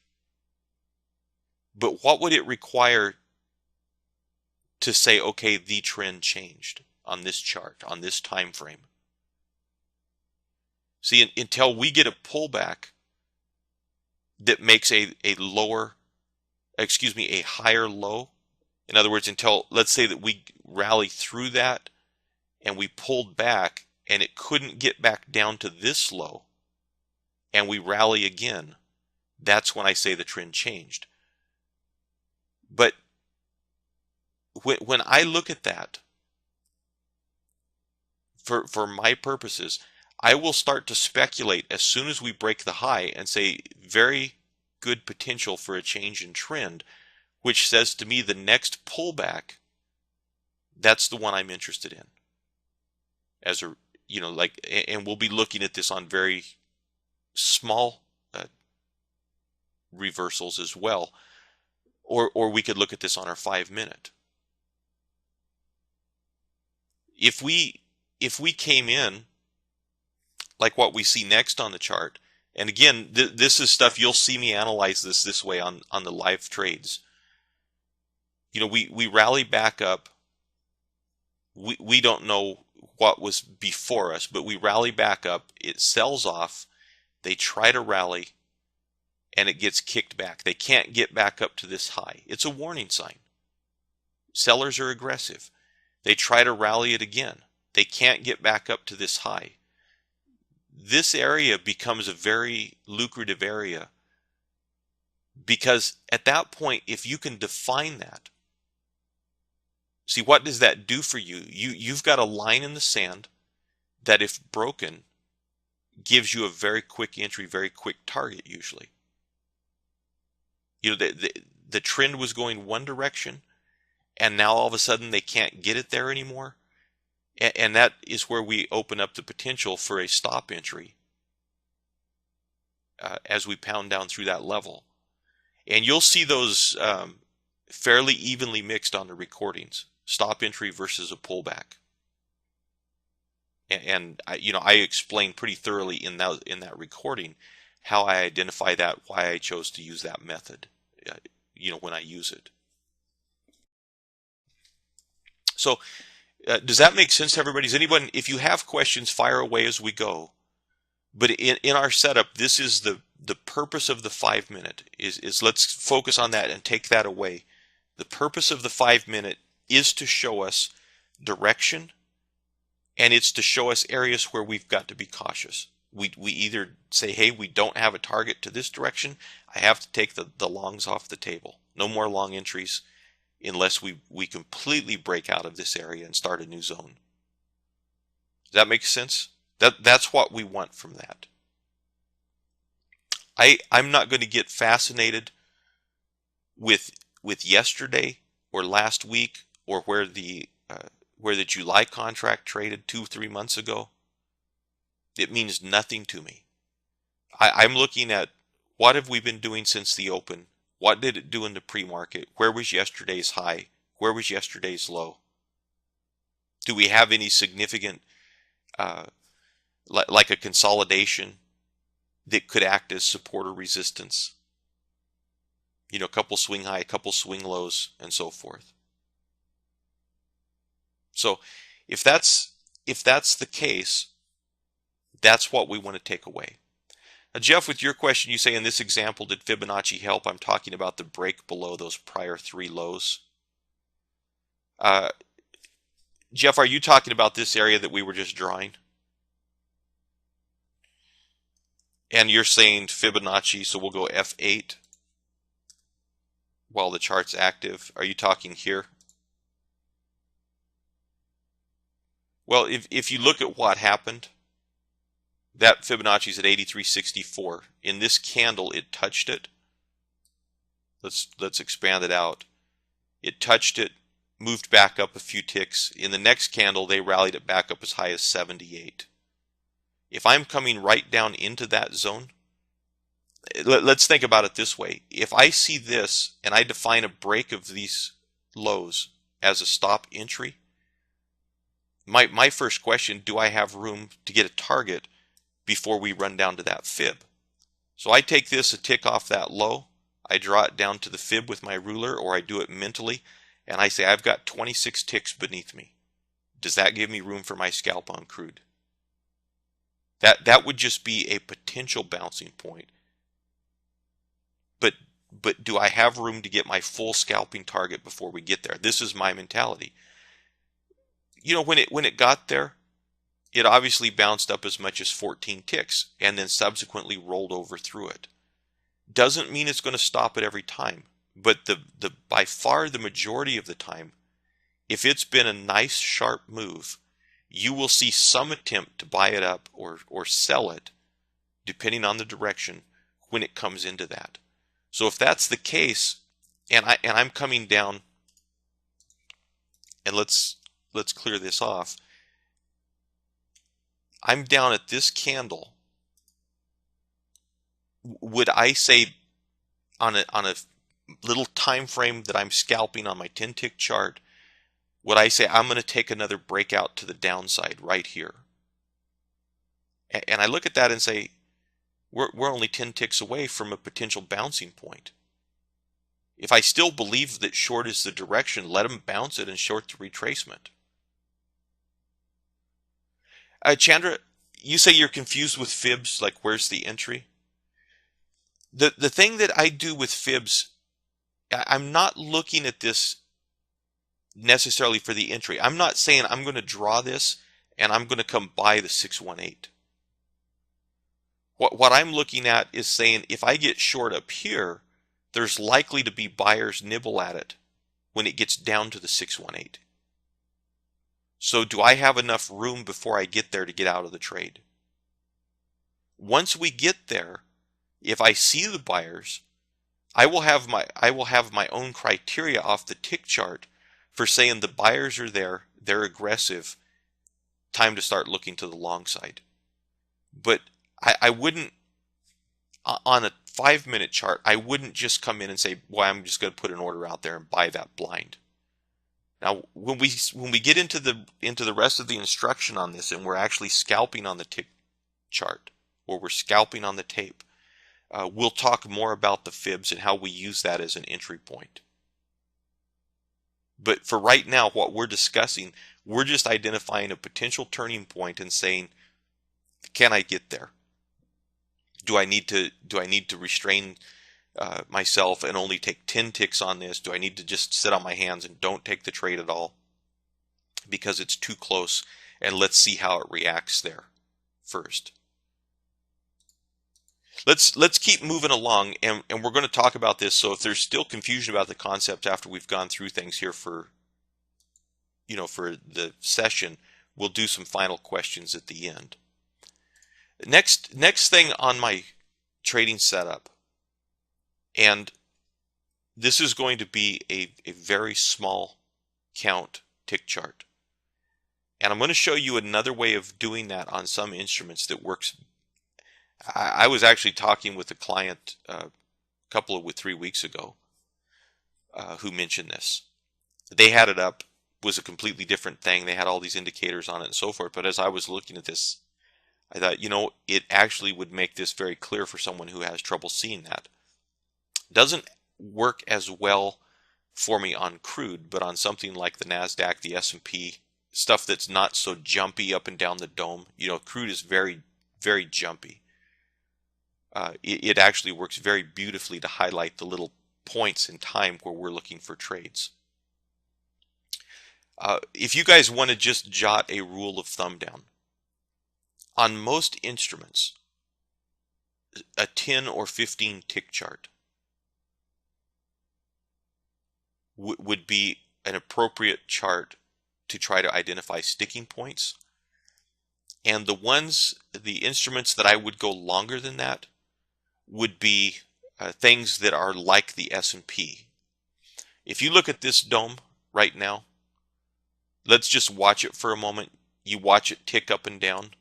This is looking at crude. But you watch the levels, they're very thin. None of these levels that have triple digits, most of them 20, 30 contracts. And you see that banging up and down pretty quickly. You contrast that with the S&P, and you've got several hundred contracts at each level, and it's kind of volatile right now too, moving pretty good actually. You have several hundred contracts, and what you're going to find is that 10 tick is blurring by. There's so many executions going off, it's going to blur by to the point that you can't hardly keep up.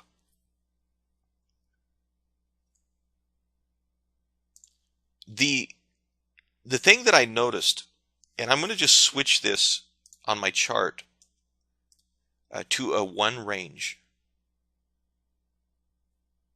If it trades like the S&P, I am surprised to say this because I've never liked range candles. But for the purposes of what we're talking about, I think it highlights it better than it would doing it with a tick chart. I messed around with it on crude, like at a 2 range, 3 range. It's still not as visible as it is on the S&P at a 1 range. So let's load that chart up with a 1 range. And here's what I notice when it comes to the little points that we define that we're going to be interested in. You tend to get little series of green candles side by side. This would be as opposed to doing a tick chart where you're going to have a lot of tails and dojis and so forth. It actually, for an individual that's trying to see it on a chart, you tend to have a lot of little green bars where it tests the lows and sticks, and you tend to have a lot of little red candles where it tests the highs and sticks. And for some reason, the little color shift right there, it almost kind of highlights it and makes it easier to see. So most of the trades, man, I think the majority of the trades are done on a tick chart, but this may be something that you want to fiddle with. I do think it makes it fairly visible. I've never really cared because I don't do this off the basis of a chart. But when I was looking at that chart, even with all the indicators and stuff that was loaded on it, I was like, man, it's kind of an interesting pattern that when you come in and do multiple tests, you end up with all these little green one range candles, 1 tick candles. For doing this, John, you asked, do I like 144 tick? For doing this, I would keep it extremely short. On the S&P, if I was going to do it on a tick count, I would do 25. Somewhere around 25. Anything that trades thinner than that, like if you're looking at the crude, the YM, NQ, 6E, most instruments 10 or 15 ticks. But the instruments that are thick in the book, when you see several hundred contracts per level, where it tends to chew at a level for a little bit, I would take that out. So that would be stuff like your treasuries, whether you're doing the U.S. treasuries, German treasuries, Euro Stocks 50, the S&P, the instruments that are big, thick levels, it tends to chew and print and print and print and print and print at a price.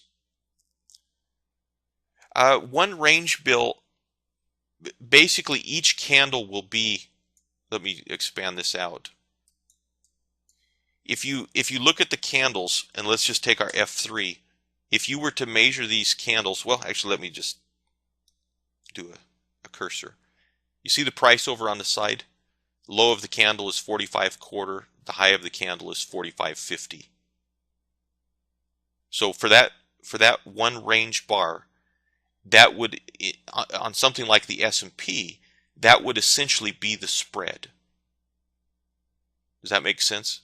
You don't normally have, like a 48 bid by 48.50 offer.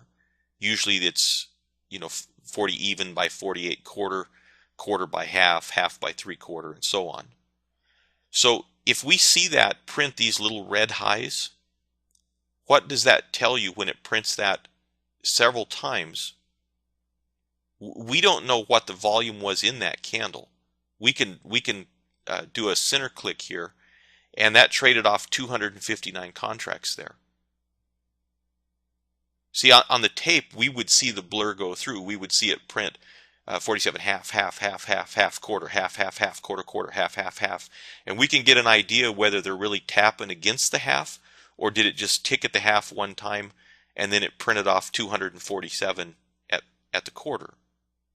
That's where I think there's a little bit of benefit to the tape if you can read it there. I have some concepts on this that I'm going to present later that will clarify this and make this easier to use. But for right now, when we look at these candles, we know that the spread was there on this candle at 47 quarter by 47 half, and we know while that spread was there that it printed 259 contracts. We look at the next time the spread was there, 12 contracts, so it wasn't there very long, ticked down. We look at the next one, 242. Now, Pete's summary tape would show a count of that, but unfortunately, the difficulty in doing this is by the time we're wanting that information, it's probably going to be gone. It won't be visible on there.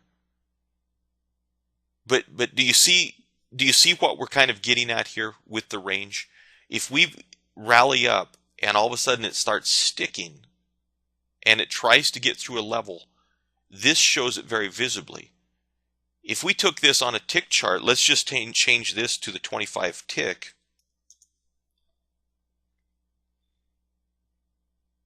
We'll turn on the global crosshair on both of these charts.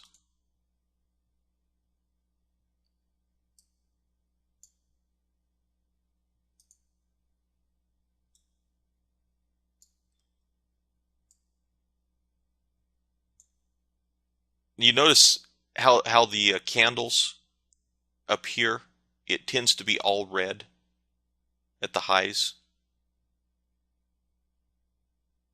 Yeah, Kim, we're gonna go to global cursor and drive you out of your mind here. We may have two Kins in here too, so just if you know I'm addressing something for the new Kin, it's we're talking about the old Kin, so I shouldn't say the old Kin, the previous client Kin. So, but do you see how in some ways it can make that a little more visible? It's just a personal preference, so whatever you decide to do.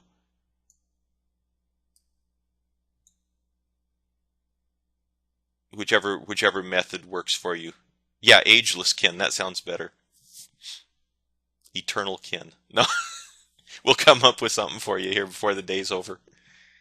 Okay, so anyways, let's go through this again. Two charts. 5-minute, and then we'll either use a 1 range or somewhere between a 10 and a 25 tick. If we get on a faster instrument, let's just switch this to crude.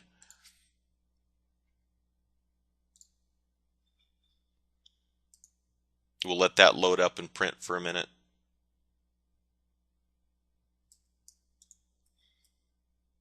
You see how the tick chart, man, I got to turn those cursors off in honor of Kin. Get rid of that global cursor. The range bar, these are going to be pretty jumpy because it doesn't tend to sit at one spread and print a lot. So, we may look at that at a 2 range.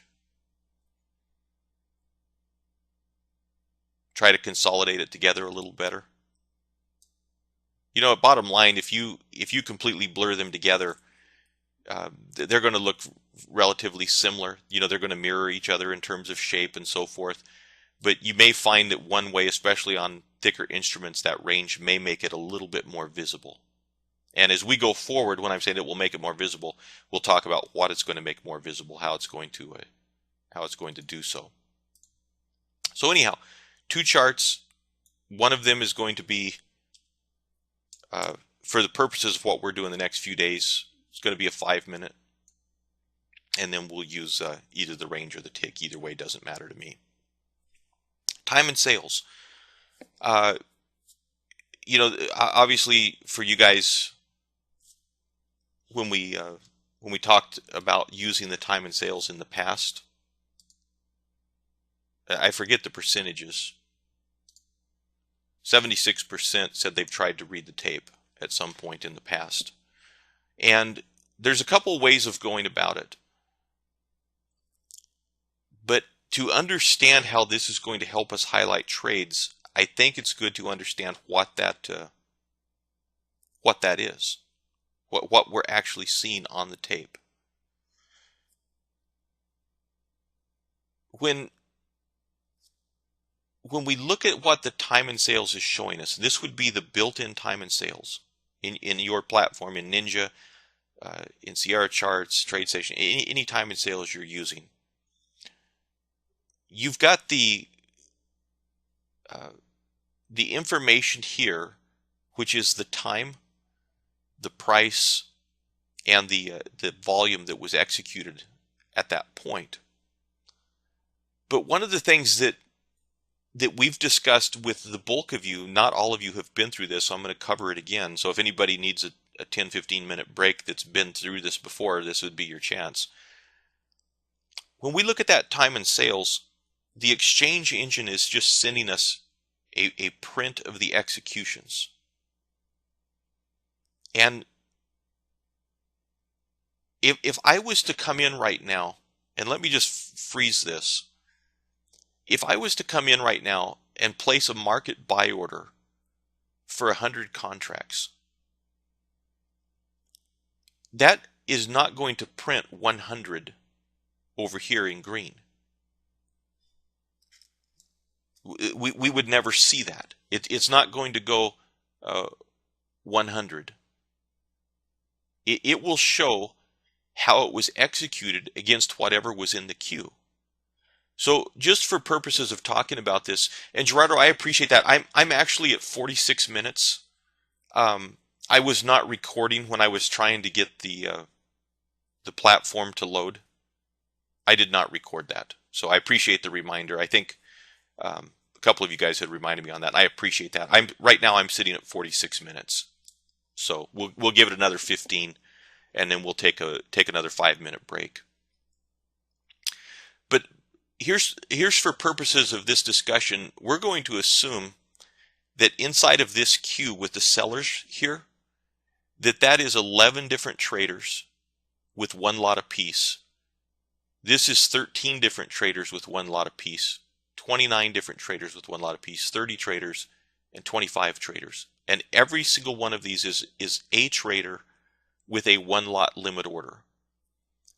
And so if I came in and I placed a 100 lot buy market order, let's just say for our purposes, I place a 108 lot market order, we would see 108 lines go by on the time and sales, and each one of those lines would be colored green. Each one of those lines would be for one lot. Does that make sense to everybody? Let me don't ask that. Is anyone confused by that? If you are, put a yes, you're confused. Whatever is in the queue, it's first come, first served. It's sitting in the exchange engine. It's waiting there. They're advertising that they want to sell. If I hit a buy market order, it's going to come in and it's going to hit all of these people, starting at the very beginning of the queue with the first one in. Whatever size he was, it executes against him. Next guy, next guy, next guy, next guy down the row. And so the end result of that is that on the S&P, where you have many trades go off 2, 3, 4, 500, 800, 1,000 lots, 1,500 lots. What happens if that hits a room full of us guys that are trading ones? It blurs by so fast we can't even see it. Extremely difficult to track the prices. They're just screaming by. But what we want to remember from this is that what's happening in that queue, or excuse me, in that time and sales, is simply reflecting for us what the executions were. Now when I get rid of this drawing, And we're going to look at these two time and sales side by side. And I'm going to show you the difference in speed. We're watching this on crude, which isn't that fast. It isn't that many big traders compared to something like the S&P. The difference in this time and sales, which this was developed specifically to try to slow the tape down and make it more beneficial, is it is reconfiguring the trades to say, and let me stop it. I'm going to wait for a fast blur. And guys, by the way, the reason I'm able to stop this, you'll see it in the videos. Most of you guys know, Camtasia has a screen draw feature, and so when I stop that to draw, it has to freeze the screen. Chandra, remind me of that, if you don't mind, when we get to the questions, and I will put that up so that you can get the correct configuration. In fact, I'll put that up when I stop the recording. I'll put that up and just leave that displayed. So I can stop this, and I look at these executions, and I obviously didn't get all of them. But we start down here, and we'll get a color, see if we can get something that will stand out. We start down here at 31 seconds, and we have buy orders that run all the way up here through 31 seconds. And then we see some sellers come in. But do you notice what this does over here?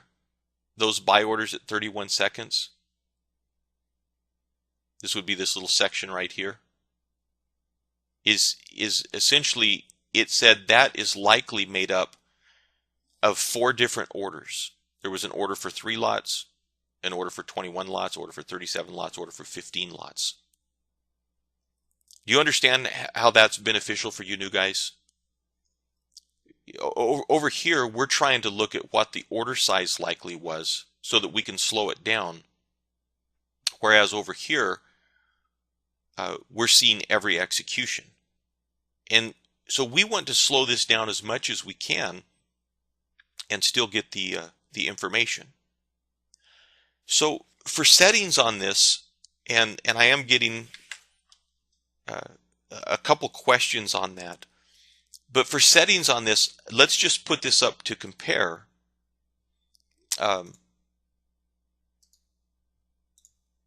What we're doing is I am consolidating the small trades. And there's a couple ways you could go about this. But I'm saying if this algorithm determines that these are part of one order, put them together, and then show it to me, but show it to me up to a size of 5,000 contracts. You could watch crude trade for the rest of your life. You will never see a 5,000 contract market order. So we can safely say that this is going to show us every print, but when the algorithm determines that this was part of a larger market order, it's going to put the market order together. And yet, if I come in and I place my 1 lot order, it will show that 1 lot order. Does that concept make sense to everybody? Chandra, that is not on Ninja. That is available. You can either get that through me, or you can get that through Jigsaw Trading. Either way, it's the same price. It's a very beneficial tool for someone who's trying to learn to read tape. Now, I could accomplish the same thing if I wanted to. I could say consolidate this into the large trades, and then show me every trade larger than 1 contract. It's going to give me the same exact picture. But the benefit, the thing that's going to do for me, is that is going to slow the tape down as much as possible, and yet still let me see all the executions. Now, I can't do that over here. And so on an instrument like the CL, I'm just stuck with whatever speed is. And the only way that I could slow that down, and let me get the properties window drug in over here. And by the way, you know, this will have the color settings. But the only way that I could slow that down would be to come in and change this to a filter of 2 and say, don't show me the 1 lots. But do you see the problem? Let's look at the amount of information that we're missing by putting that filter on there. See, our goal, and when we're doing this, the platform setup, the reason I'm going through this is just that if we're going to do this off the tape, it would benefit any of you guys to slow the tape down as much as you can while still seeing all the prints. See, the problem I have here, at any point, if I want to come in and freeze this, like I get these prints at 46s, 45, 46s, and then a 47. I get one print at 47, but look at all the stuff that printed off through here. Look at all these 47s that print. Here's 47s printing again. So I'm not going to be able to identify those sticking points by slowing it down. Now, would that work on the S&P? And I have to say, you could do that if you're trying to slow down the S&P, because there's enough transactions on the S&P, it will still give you a reasonable picture of where it's stalling, where price is sticking, which is going to be one of the key things that we're looking at as part of our entry setup. So whatever method you end up choosing, I would say a critical thing with it is, if you can't keep up with this, I mean, would you guys agree? There's a number of you guys in here that have the tape. Do you guys agree that that is extremely beneficial compared to the built-in?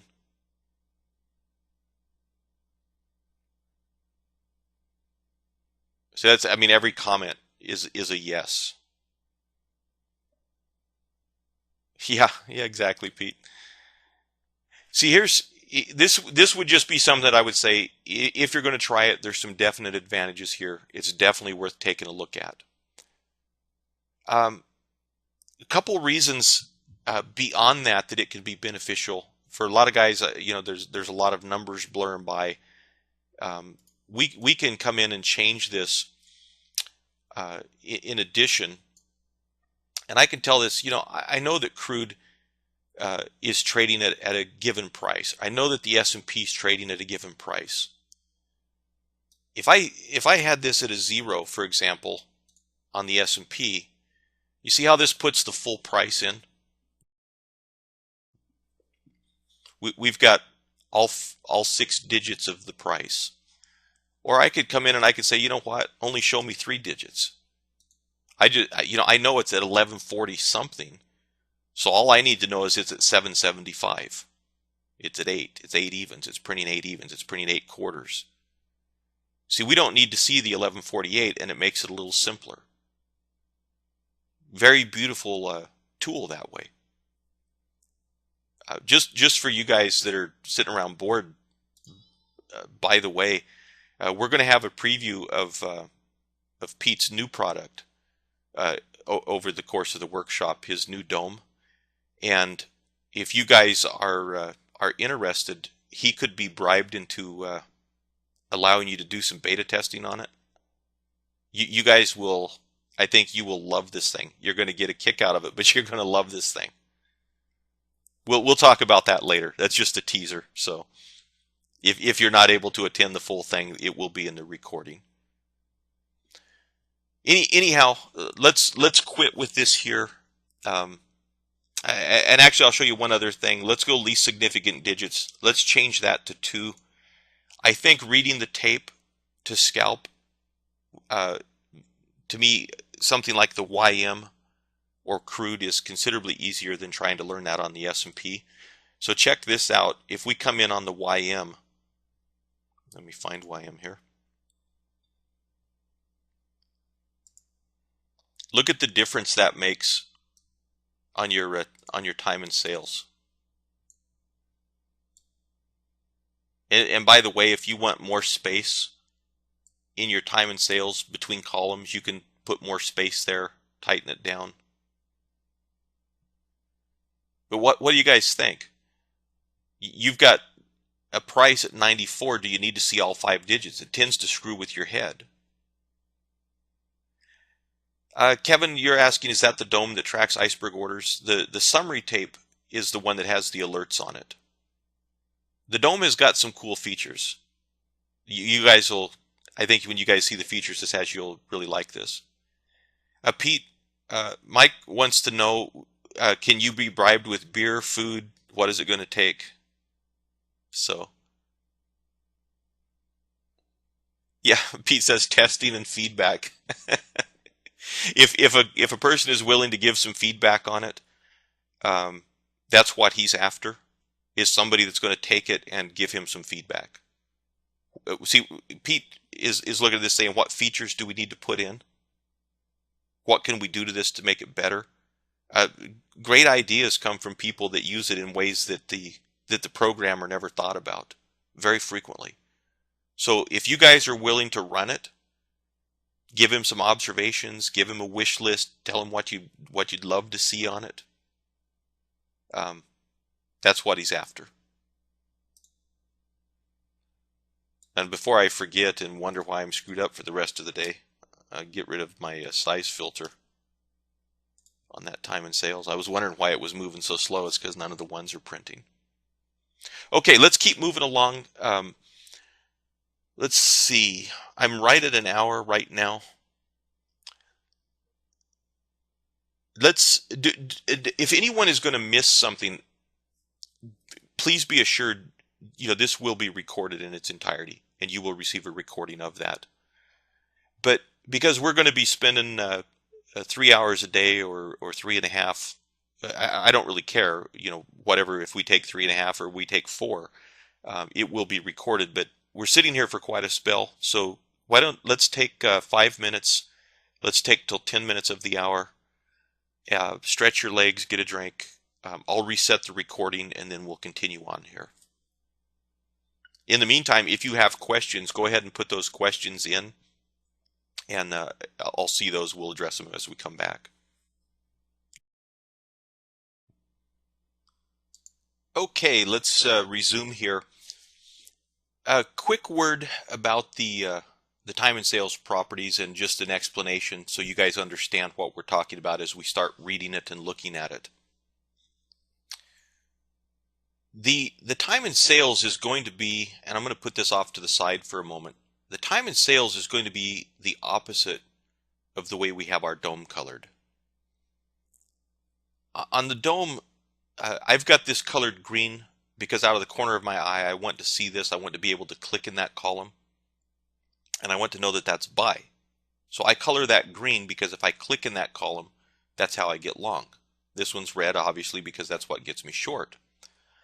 But if I came in and I clicked in this column to buy, that should show up in the time and sales as a green print, even though it got executed over here in the red column price.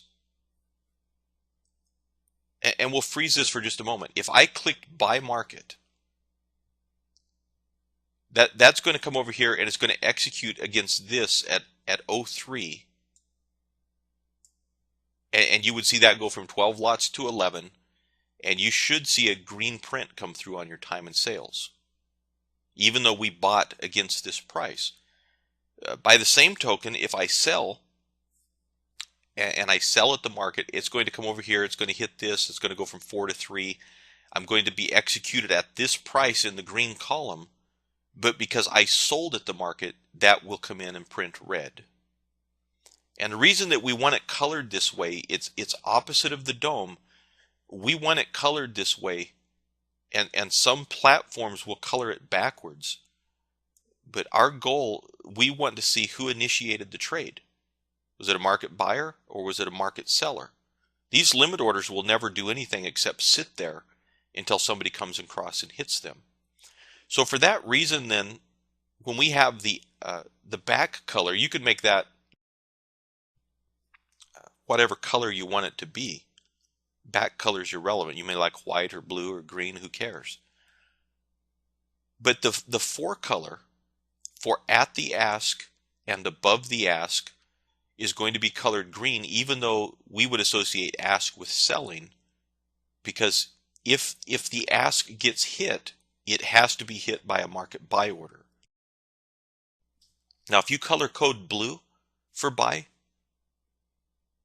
then this would be blue, blue instead of green, green, whatever colors you use. Same thing at the bid or below the bid, that should be its own color. Now, this will vary considerably from the built-in settings, which are fairly confusing and ugly. But the goal is to minimize that. We don't want to have to think about it. If it executed off above the ask, if it executed off below the bid, we know that that typically will not happen in the futures markets unless it was just a delayed print, something like an artifact, because that spread is maintained by the exchange. And then we've got between. This would be a situation like where we sit right now, where there's no bid and there's no ask at 02. Now, if you and I both clicked simultaneously, I bought, you sold, both of those orders matched against each other instantly because they hit at the same exact microsecond. We're going to see a white print. And the other way that could happen would be a situation where there was one lot there and I hit it and there's nothing else there, and now there's a spread and it's saying, okay, that execution occurred at 02, but the bid is at 01 and the ask is at 03, then you would see a white print because that execution, it says, came in between these two.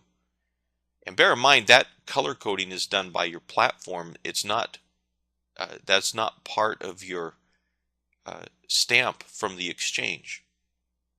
The platform synchronizes and it says the bid and ask are here and the print came in here. That means the price was executed at this at this level. So those settings, whatever platform you're on, try to get it set up so that you can recognize a buyer and a seller. You know whether it was a market buyer or market seller that initiated the trade.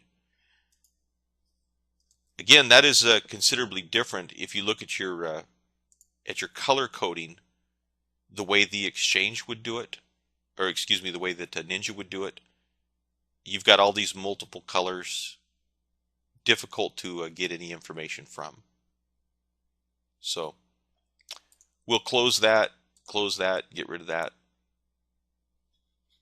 Let me get a, actually I don't, we'll just use this version for the rest of our session.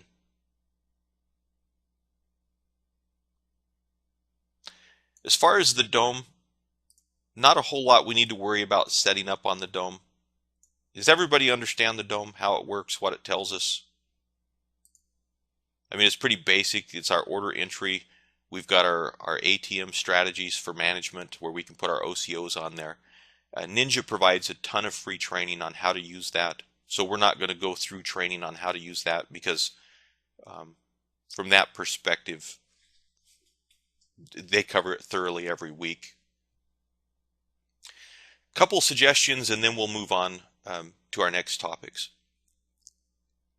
I normally would have my time and sales right next to my dome.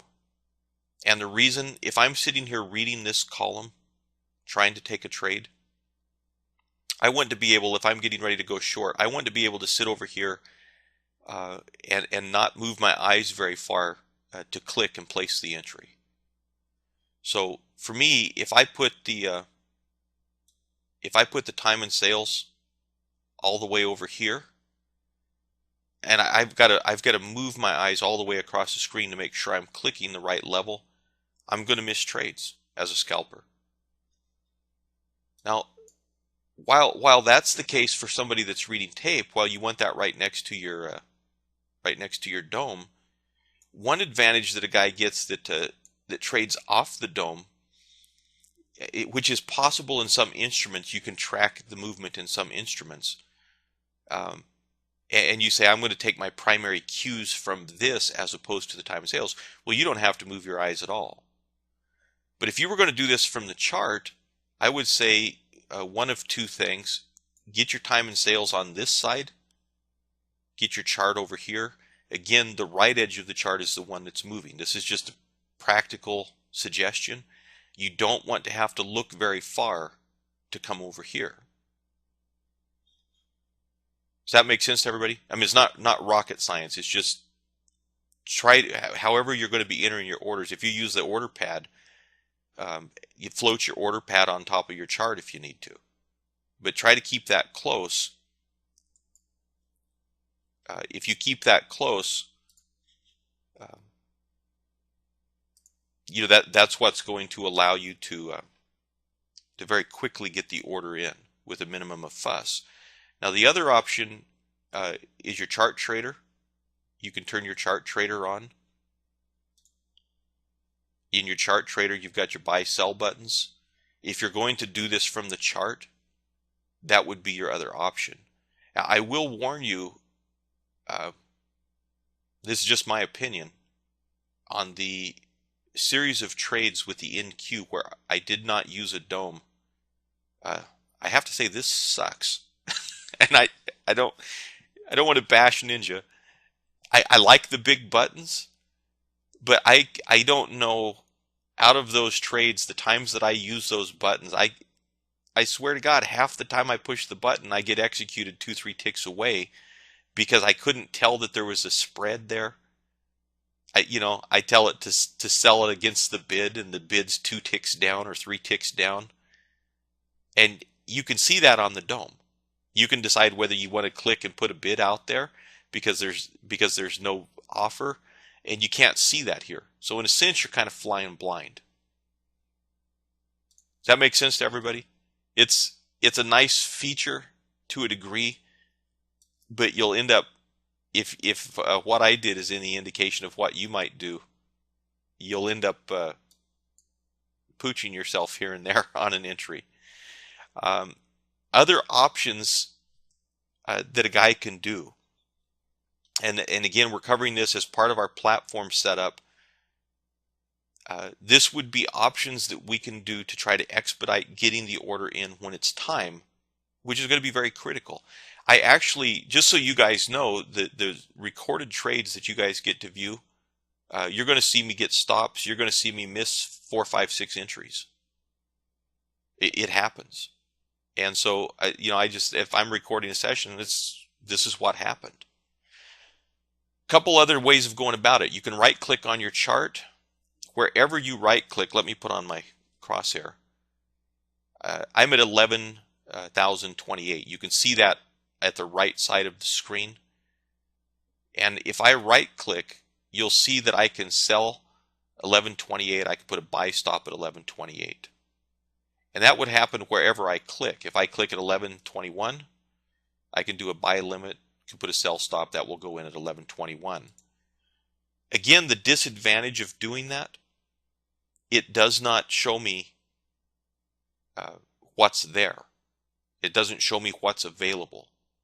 So I may click, and the last print that updated on the chart could be at 1124, and I think that's where price is, and price is at 1119. There's been no executions between 1124 and 1119. I think I'm going to get an execution and nothing happens. So it's a nice tool, but just be aware it has some limitations. Another way of going about this, and you could do this off the chart. Let's say that I click down here, and let's say that I want to sell if we break through this low at some point. I can put a sell stop down here at 11,003. I can click that, and I can move this up, and when I'm getting right there, when my entry is just ready to fire off, I could say I want to sell this if we get 1 tick below this price. And if that's the case, I see it form, my setup's complete, I click, my order's there, you can see it immediately come over the sell stop in the dome. Now when you do that, keep in mind that if you don't have a strategy here with an OCO, when it's executed, you won't have a strategy. So you would want to turn on whatever strategy you're going to use that would allow you to have your stop, your take profit orders put in. Put your sell stop here. You move this up, set it underneath the price. Say if it moves down, sweep me in. That can be a very effective way of doing this, especially if you're trying to trade off the chart. Is you're going to the short side, have the order out here, have it down below where you're not going to get hit. Click it once. Just be ready up here. When the setup triggers, it's time to go short. Click, your order's there. That stop entry, you get swept in. Boom, you're hit on the way through. Your stop is up above us here. If I click on that, I can bring it down. The take profit is down here. You're swept in. You're ready to go. You can drag it around on the chart, get to break even. You're scalping. Boom, take it off. You're done. Does that make sense to everybody? Yeah, Jeff, your question, do you use or like the stop limit so you don't lose a lot of ticks in a fast-moving market? Some exchanges won't accept them. Some do. It's I normally, if I was trading crude, and actually let me just show you the settings that I've got. You guys can look at this and adjust it later to match if you want. The settings that I've got on here, you've got use stop market for stop loss orders. I've got that set to false, but some exchanges do not allow that. Stop market. If, I didn't set that to true, to just use stop market, period. So like they say for CBOT, Eurex, FX, they don't allow a stop limit order. They only allow stop market. So even if you set that to be a stop limit, it ignores it and submits a stop market. The other setting in here that's going to be critical to my style of trading, select active ATM strategy on order submission. What that does is it allows me to scale out, and when I'm done and I'm flat, it resets to the original strategy. And in the meantime, if I come in, excuse me, let me just demonstrate this. If I come in and I put on a 6-lot trade, let's say I come in, put in a 6-lot short. And again, guys, this is on Sim. You can see it is on the Sim account. So maybe I'll put in a 6-lot short. Okay. So now I can come in and I can change this to 1 contract, and I can just put orders out here in my DOM. If price would cooperate and move down, you would see that would automatically deduct from this stop and from this eventual target. That is part of that select active strategy on order submission. You definitely want that to happen if you're going to be scaling out, because otherwise you're going to be stuck. Your stop is still at 6 and you've only got 1 contract left. Your target is still at 6. Does that make sense to everybody? If I'll just take these orders and drag them up and execute it. You see how that changed from 6 to 5? Drag another one up, execute it. It goes from 5 to 4. That is part of that setting. Get rid of those. Okay, so is everybody, as far as settings, we've got the basic workspace, the reasons for the workspace, and now we need to know how to put that to work. If anybody has additional questions on that, I would say email me. You can either email me or you can put the questions out during a Q&A session. But that is going to basically be the simple workspace we need. We're not going to use indicators, not going to use moving averages, not going to put a bunch of junk on there. We're just going to keep it very clean and so forth. Yeah, Chandra, I would say that I'll bookmark that in the video for the settings. The other settings are basically just color settings, and I color it based on personal preference. You may or may not want to do that. It's easy to do, and you can't really mess it up. if you come in there and completely hose something in here, worst case, all you do is hit reset and it takes it back to the factory default properties. So I've custom colored the ask price, the bid price, the by column color. Actually, I guess the ones I've custom colored are the ones that are in numbers. So just basic settings, very, very simple settings. Okay, so let's, is there any questions as far as the workspace itself? Anybody not understand what we want, what you need to set up, later today, or if you haven't done it already? If you have a question, just type a Y. Otherwise, we'll get rid of this and move on. Okay, so I will let me just get rid of this stuff here for a moment.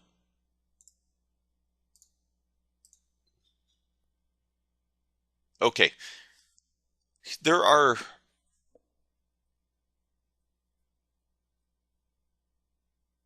let me see, Chandler, you put a question in. You said you use a 2 range for YM and ES and in Q. No, if I was going to do that on the ES, the 1 range shows really clean. If it's an instrument that's a little more jumpy, where the dome is very thin and the price, the last trade jumps up and down, the bid-ask spread jumps up and down a lot, you may look at a 2 or 3 range, see if that shows it a little more clearly for you. Okay, let me, I've got to resize something here. 4 steps, and I've asked this as a question. Is this really, is there only 4 steps to success? There's more than that. But to successful scalping, the steps that we're going to look at, the mechanical steps, is we're going to define it as these 4 things. We stock the trade very quickly. We execute the trade, make whatever management decisions we need to make, because the majority of the time we will be in the trade a couple minutes. Be realistic with it. And then we turn right around and repeat it again. And if I could take scalping and define it down to its most simple essence, that's what it is.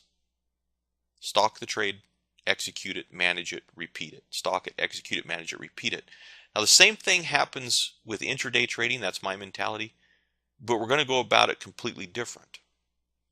So over the next couple of days, part of the information that we're going to look at is going to be, which is a key part of that, is stalking the trade. How do you go about it? The execution, that will vary depending on your market, your instrument that you're trading. If you are trading the S&P, would you guys feel relatively comfortable using a market order on the S&P? I mean, for you guys that trade live. Got a yes. Yes. See, I would. I know that on a market order, I typically will get filled where the price sits right now, unless it just so happened that it was getting down there 10 or 15 contracts at a level, and I put the market order in and it moved at the exchange before my order hit it. But I know that probably 95 times out of 100, I will get the price that I think I'm going to receive. If I'm staying away from news, if I'm staying away from times when the dome is thin and there starts to get a spread in there where nobody wants to step in, I know I'm going to get the best price that I can possibly get and still count on the execution. Now, the execute part of that, and the reason I'm jumping to this before the stalking is going to take considerably more time to go through, but the execution part we can cover fairly quickly. What do you guys think for experienced traders? Limit orders for an entry on the S&P as a scalper, you think it's going to happen? You're going to put a limit out there, you're going to bid for this, there's 2,000 contracts in front of you. I will tell you this, My belief, and let me tell you what some of the guys that trade that I know that trade and have some experience. Uh, Gerardo says sometimes you will miss the trade, and that is very true. Mike says it will take forever. Very true. But I will guarantee you this: my gut feeling, if I put a limit order out there on the S&P to enter, unless I'm just waiting for a retracement. If I'm looking at it and I went in right now and I say, well, I'm just going to put a limit order. If I get filled, to me, I says kill the trade. I won't get filled unless it's going against me. Do you guys ever get that feeling? Experienced traders, every experienced trader I ever talked to on the S&P said if you get filled on a limit on the S&P, when you're trying to get in right here, right now, and you put a limit, get out of the trade. If you want in that trade, if you should be in that trade, you ain't going to get filled on a limit. There's no way they're chewing through 2,000 contracts in front of you to fill you, and then you're still going to be right. So for that reason, then, the way that you execute is going to vary depending on the instrument you trade. Would I use a market order on crude? What do you guys, experienced crude traders, would you agree with me when I say no pick and weigh? Would I put a market order on crude? I mean, if you want to get slip 15, 20 ticks, go for it. But you do not put market orders on crude. So, you look at that and say on crude, it can be relatively easy to get filled on a limit. There's only 3 contracts in front of you. It wiggles around. You'll get wiggled in the majority of the time. But don't you be executing at the market if you want to make money as a scalper, because you may be getting in where you had your potential target. So we went through a couple of different methods of executing that. Dragging that limit order around, dragging the limit order. Let's say we've got a bid, dragging that limit into the ask. In the exchange's eyes, that converts that to an instantly executable order, and they'll execute it at that price if they can. You know that you will get the fill at that price, or you will be left with a limit order sitting there that didn't get executed. So there are several ways of doing it. My preference when I trade the S&P, my preference is hotkeys, and I've got hotkeys set up on the keyboard. When I went to entry, if I want to buy, I hit Alt B. I want to sell, I hit Alt S. If I want to close the position out, cancel all the orders, I hit Alt C. You can set up hotkeys to buy at the bid or ask. You can set up hotkeys to sell at the bid or ask. But I typically just use those hotkeys: market order in, market order out, and a hotkey to close. So when we do this, I would say, and you guys will witness this on the recordings, one of the most critical things is to believe that what you're going to do is going to work. Because let me ask you guys, what will happen if you don't believe it will work? If you're pretty sure it won't work, if you don't think it will work, if it's a 50-50 doubt in your mind that it will work, what will you do? Exactly, Mike. You're going to hesitate. And if you hesitate as a scalper, you're going to spend a lot of time staring at a screen without doing anything. So, however you choose to execute, you need to be able to do it quickly. You need to be able to do it accurately. You need to be able to do it safely. All 3 of those things are going to be critical to success. You know, that requires, to a degree, knowing your instrument, knowing its tendencies, watch it jump around, pay attention to your fills. If you find yourself, like for example, where I was trading the NQ, which I would normally trade with either hotkeys or the dome, trading that on this video without the dome, without the hotkeys, taking it off the chart, using the chart trader. picking every execution is 2-3 ticks away from where I thought I was going to get filled because I can't see the book. Doesn't work for me that way. But if I use that same entry method on the S&P, it'd be fine. I know the spread is one of 3 prices. I can see where it prints, so I know the spread is either 1 tick above it or 1 tick below it. And if I could read tape and I'm watching the time of sales, then I know where the spread is because I can read tape. But even looking at the chart, I know worst case I get executed a tick away. So know the instrument, know what it's like. Pay attention to that. If you find that you're putting market orders and you keep getting slipped 3-4 ticks, you can't afford that if you're going for 8. You need to be aggressive. You believe in it. You get it in there accurate. Get it in there early. Get hit. Be done. If you find that you're using the stop entries and a particular instrument, all of a sudden you find that you keep getting slipped 3-4 ticks. You're going to have to take that into account. Take that as part of your trading plan. Now the third step here, which is the management, and I'm skipping the first one for now because we're going to talk in depth about how to go about stalking it. The management is going to depend up to you. That is the one area that you're going to have to decide. Are you going to be a one-lot trader and you go in, you've got a fixed target, you just wait for it to hit. You either get stopped or you get your profit. Are you going to actively manage that? If it gets almost all the way there and it stalls, are you going to kill it? Those are decisions that you have to make. You have to track. You have to see if there's a flaw, something that you can improve on. When you watch through the video, you will see my thoughts on management. But keep in mind, that's just my thoughts. It's worked for me for many years, but I will be the first one to tell you it's not the only way to do it. But the management of that trade can be very critical to success.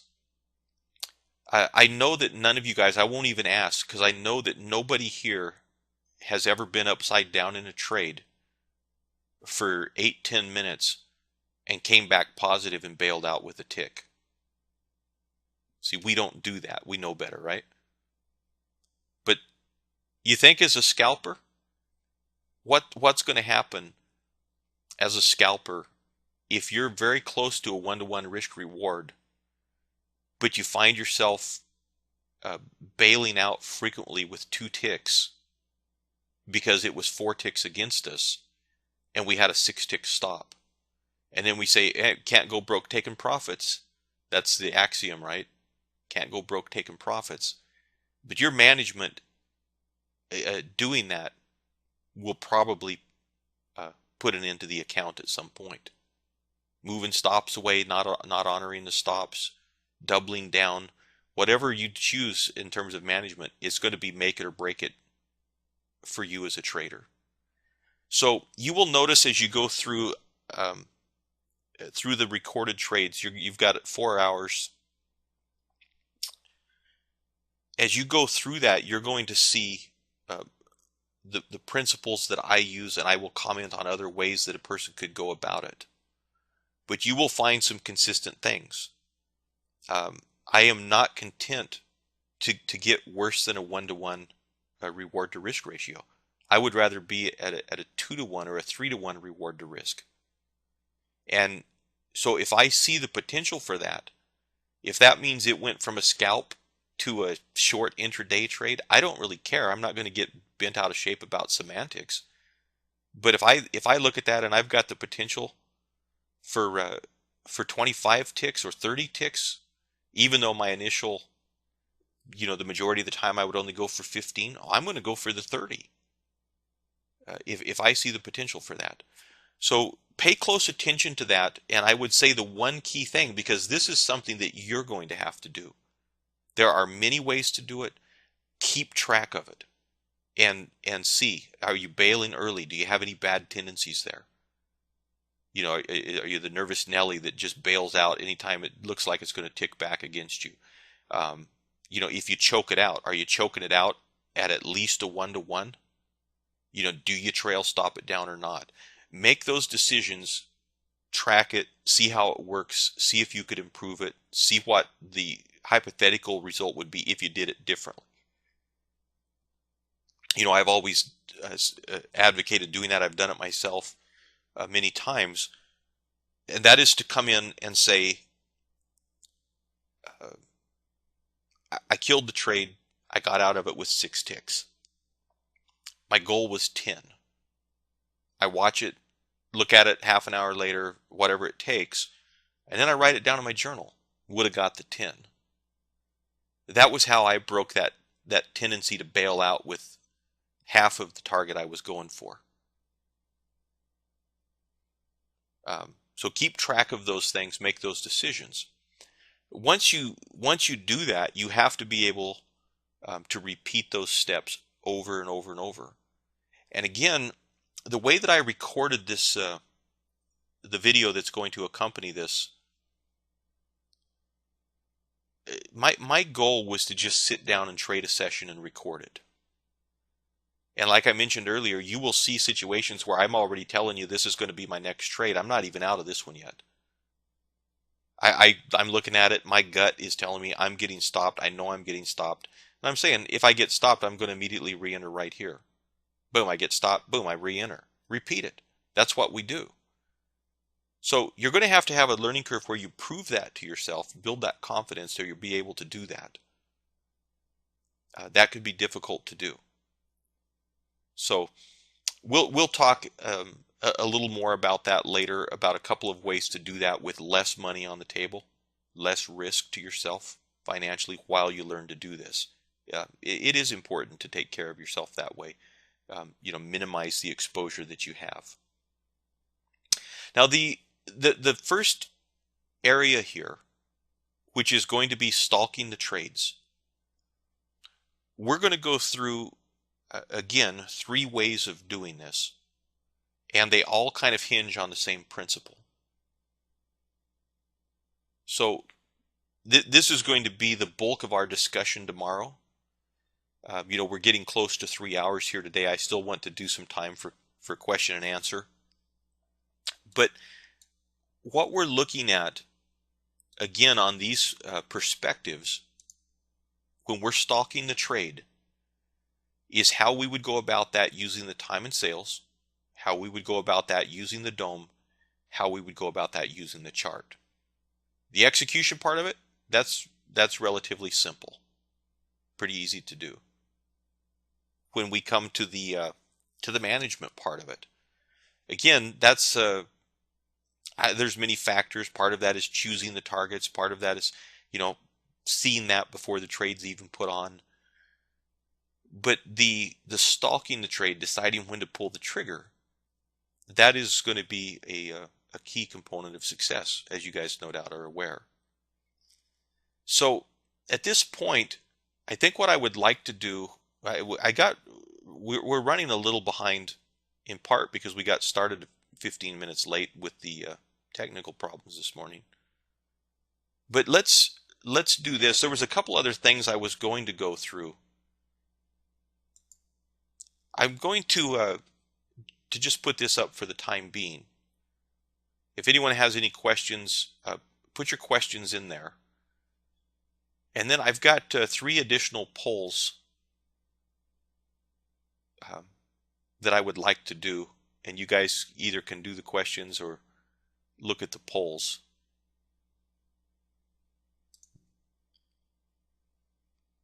One of the things that you guys may face, and I can actually see the results as people are voting. I can't see who voted how. But one of the challenges that you'll face as a scalper is trying to call that short-term direction. And would you guys agree that that's probably one of the toughest things in trading? I mean, if you knew the direction, then everybody would make money trading, right?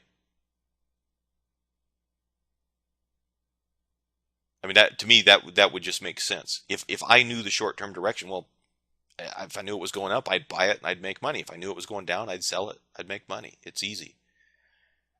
Some people feel fairly comfortable with that, picking that short-term direction.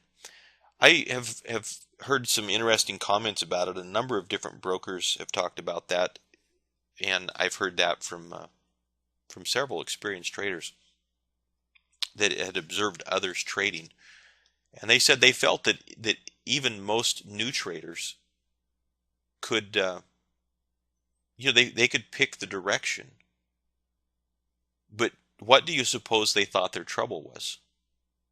They were right on direction, and they were wrong on something else. No, not stops. They're right on direction. Exactly, Mike. Al, you guys got it. Timing. They got the direction right. Timing stunk. They knew it was going down. They got in too late. They got in too early. So when I look at this, and let me just close this and I'll put the results up. We've got 53% said yes, they feel comfortable. 7% said no, they don't feel comfortable. 13% said rarely do they feel comfortable calling a direction. 27% said most of the time they feel comfortable. So that's a good thing. If the majority feel fairly comfortable calling the short-term direction, that's excellent. It's a good first step.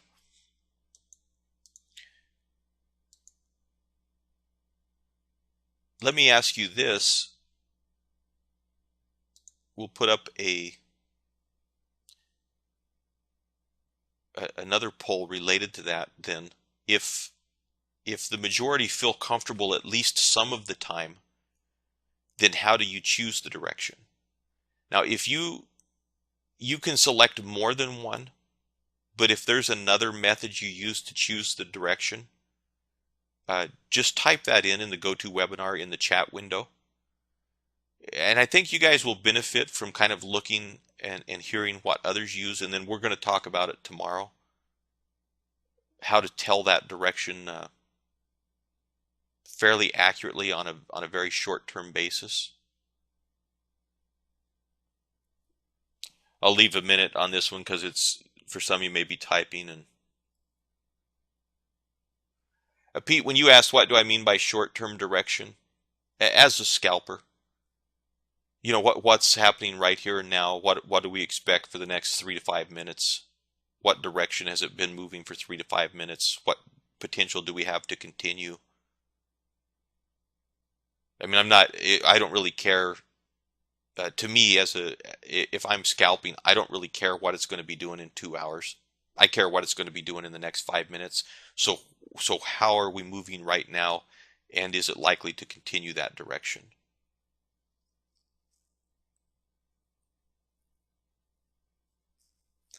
So Jeff, you use your eyes. Are you just eyeballing the candles? I've got some other comments here from ones that are typing in other comments. Some say they use the time and sales. Some says a combination of moving average, previous support resistance, and price action. And Jeff, you're doing that just eyeballing the candles. That's what I kind of mean, is like looking at the bars. You're looking at the price action. You're not running stuff on it. I think we've got, for the ones that are voting, we'll go ahead and give 10 more seconds. I'm proud of you guys. Okay, so I'll go ahead and close this. And we'll share that. As you can see, 3/4 are using the candles. Whether you're using open, high, low, close, candlesticks, whatever the bars are. That is, to me, it's the best way. Be able to just read the candles. What's it doing? I would rather see that it's been down 7, 8, 9, 5-minute candles in a row and starting to leave some tails at the bottom. Would I choose the current direction that I should scalp? I'm saying the current direction is down and it's going to continue down enough that I can scalp to the low side. No, I look at the candles and say, man, I'm 9 candles down with no pullback and I'm starting to leave tails at the bottom. The current direction, yes, it has been moving down, but I can't see it, continuing enough to start scalping to the downside now. Indicators or moving averages. Moving average can be a simple way of looking at it. For some reason, and I've always kind of wondered why, most traders that I've ever talked to, at least early in their career, they could see that the moving average was sloping down, but they couldn't see that the price was. And that always puzzled me. Um, to me, it was like, hey, the candles are going down. They're closing, they're red. It's I don't need to have a line going down to tell me it's going down. Uh, some people prefer that. No harm in that if you use that, if you can accurately determine that. Trend lines, 38%. Um, Trend lines, I think, very, very valuable to me. I usually don't draw them. I usually do it mentally, like most things. But trend lines, very important. Linear regression channels, I've known a few people that did that. Took like a little 50 period LRC, let it auto update. Some platforms that will auto update and move for you. And they were always looking at that to determine direction. So looks like somebody has used that. And then for other things, which I already mentioned, was the time and sales, just eyeballing the chart, a combination of moving average, previous support resistance levels, and price action. Jeff, you say a manual trend line often. Okay, so those are effective ways of going about it. I would comment this for those that are using indicators and moving averages. If you can transition to seeing that from the candles on the 5-minute chart, you're probably going to be in better shape as a scalper. And the reason for that is that moving averages and indicators lag. If you're watching the candles, you'll notice those exact scenarios I just described, where price has moved down an extended amount, and you just run out of target to the downside, and you say, I've got to take scalps to the short side off the table. Can't keep doing it. That may be the direction. It may keep right on going, but at some point, you look at that chart and you say, I can't see the target. Well, if you're using a moving average to determine that, it can be kind of tough to see.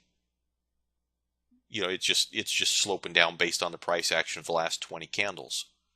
So as we go through this tomorrow, pay close attention to that information on determining direction from the candles, and whether we're going to use the time and sales, the short-term tick chart, or the dome, determining that as well from the dome and the way that price is behaving. I would say that if you can read that from the time and sales, and you've got in the back of your mind the big picture, that's as good as it gets. Man, you know short-term direction if you could read that on the time and sales. So let me close that. I think I've got one last slide. No explanation needed. I just ask people to be honest with it. I don't know the background of some of you that just joined us for this event, if this is your first event. But that is going to be a stumbling block for most people that fail. I'll be very honest with it. It's not the method. It's not necessarily your analysis, but it's going to be doubt. I think for you more experienced traders, you're welcome to sound off on that. We've talked about it a little bit once already, but I'm just kind of curious how the room feels in general. We'll give another 10 seconds on that for a vote. Anybody want to guess on this one, what the results are? We'll see how optimistic you guys are. I got nobody that even wants to guess. We're not optimistic at all. Yeah, Mike, that sums it up. Mike says we're here for a reason. That's hilarious. If you believed, yeah, absolutely. And James, I appreciate that. You say that's been your greatest stumbling block for years. Well, Jeff, that's exactly where I was going. Let me put the results up. What I was going to say was that half of you tell the truth. So that's rude. Jeff Jeff says, "How many liars are there?" with a smiley face. But that's the way it goes.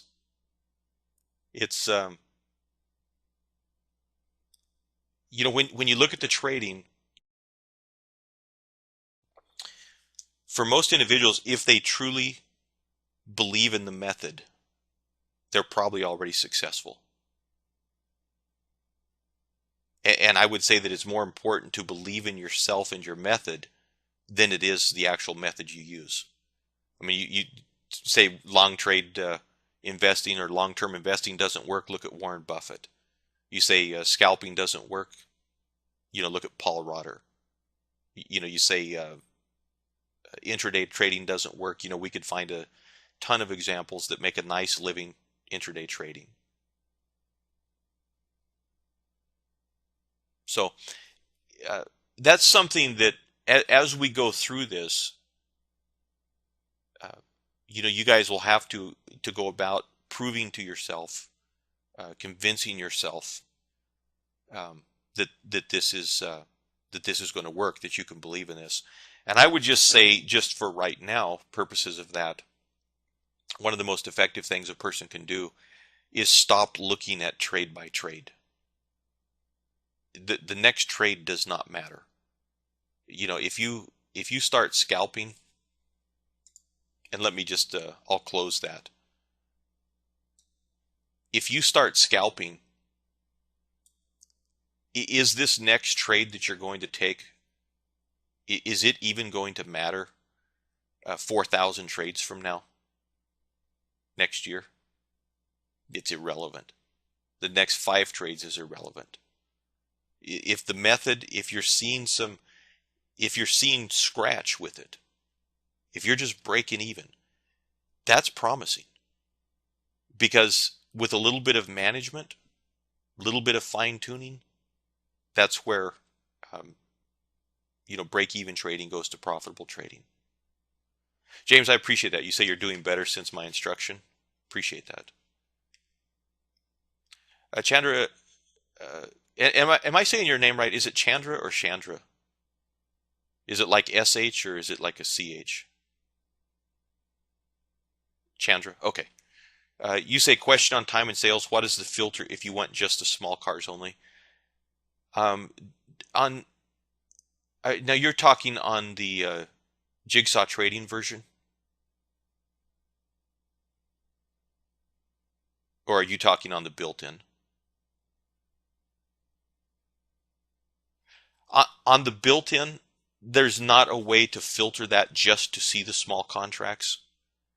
You can filter it, and again, the drawback to that is that it eliminates being able to see a lot of the prints, so that it slows it down. But if you set the filter to 2, then it says don't show us the ones. You can't reverse that on the built-in and say show us only the ones, if that makes any sense. You can't on the built-in do what you can do on Jigsaw's version. On Jigsaw's, that's where we're able to come in and say put it together into the orders that was actually sent to the exchange rather than the executions. Now you can open as many as you want, but it's not going to do you any good. See, here's the problem, and let's just go back to the. Let me get my PowerPoint ended here. So come over here. We'll go to the S&P. Take our time and sales. We go to properties.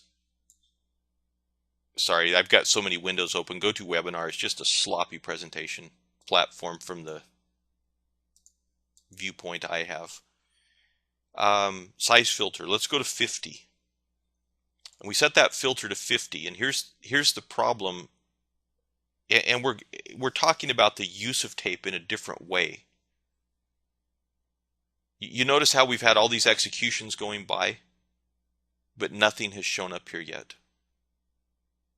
And the reason for that is that there are no limit orders in the queue that are larger than 50 that are getting hit by market orders that are larger than 50. So when we start looking at this perspective, we can slow it down. I mean, we slowed it down to the point that we're not even getting prints. See, here's our first one, where there was actually a 50 in the queue and somebody hit them with a 50. We look at that and we know that that one was right because look at it on both time and sales. This was not a 200 lot that had a 50 in it and another 151s. This was a 50 that was hit by a 50. Or the other option would be there was a 200 in the queue that was hit by a 50, and then that what was left of the 200 was hit by a 1 and a 1 and a 2 and a 1 and so on. So if we use two of these, where I have recommended using two of these in the past, first of all, was prior to this new time and sales. But it was always done with caveat that when you come into that, and let's just open a second one to answer your question. And guys, just to let you know, as far as other information today, I'm not going to go through anything else. I was planning on getting into some stuff, and we didn't have time. And I don't really want to get into the stalking the trade part of it until tomorrow. So if anybody wants to split, I'm going to answer a few questions here.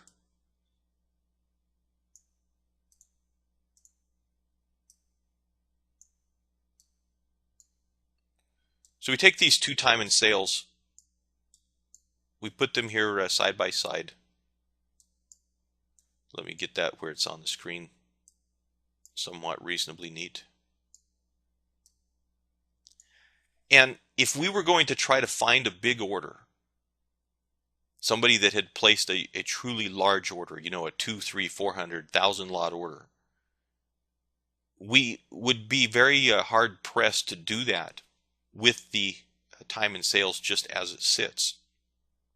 See, this is blurring by, and there will be periods in time, and I'll stop it next time we get a big flurry. Actually, let me move these over, and we'll put the new time and sales next to it here. But we're going to watch for a big flurry that clears this whole screen, and then I'll freeze it when that hits. When you look at this whole screen, we don't have a clue how many other lines just went by at 45 seconds. All we know is it blew out our whole time in sales. And yet out of that whole thing, look what we had, is this only showed 250 lots. And so we really have no idea whether that was 1,000 lots or whether it was 100. All we could do was guess. So in the past, what I looked at is I said two things have to occur for me to know that this was truly a large order. And this is a different use of the tape than what we're going to do scalping. We come in here and say, first thing that needs to happen is we need to see this entire time in sales go at the same second. And we want to see a mix of double digits, hopefully triple digits, ones and twos. We want to see that drop into view instantly and just blur by. Now, all we could do is guess, because if it went past the bottom of the screen, we don't know how many lines. It could have been 200 rows past.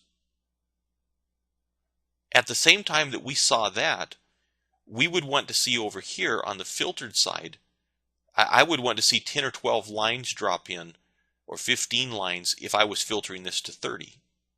If I was filtering it to 50, I want to see 4, 5, 6 of them drop in.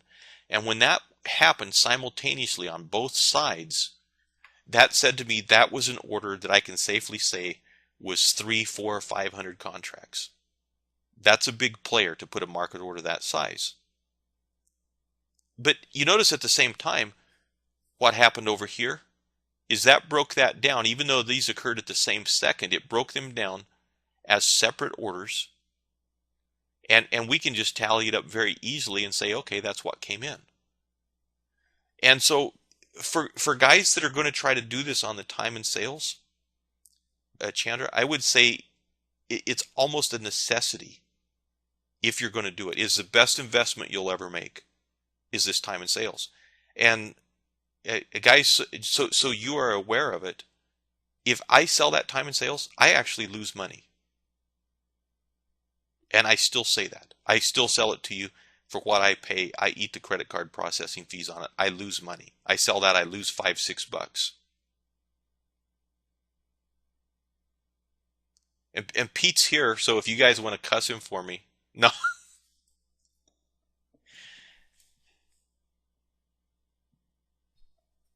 But see, guys, it's just the point of this. If you're going to do this and you think you want to do it from the time and sales, play with it with your built-in if you need to. Um, you can get a demo there.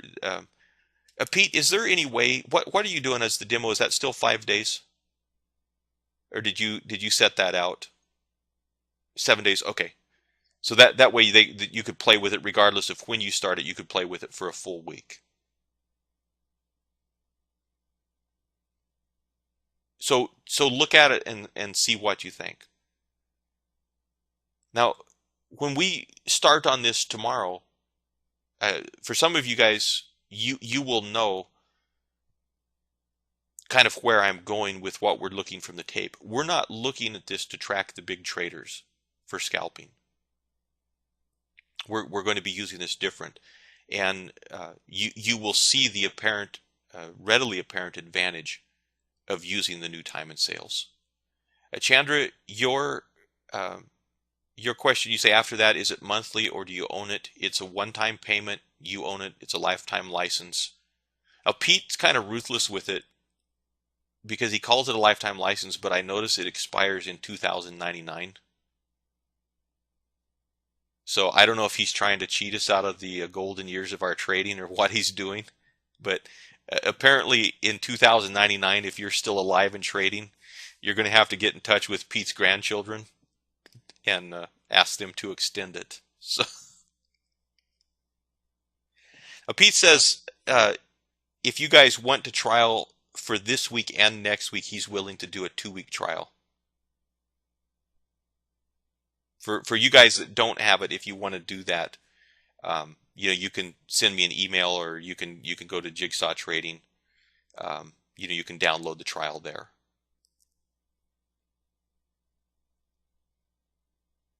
So Chandra, does that answer your questions as far as the built-in time and sales? Okay. There's going to be some limitations. It's still doable. It's going to be harder on the S&P than on most instruments. It's going to be the easiest on the YM of the major futures contracts. The YM is just one that to me it's always been a fairly easy read. It moves at a decent pace, easy to see the numbers, skips around nice.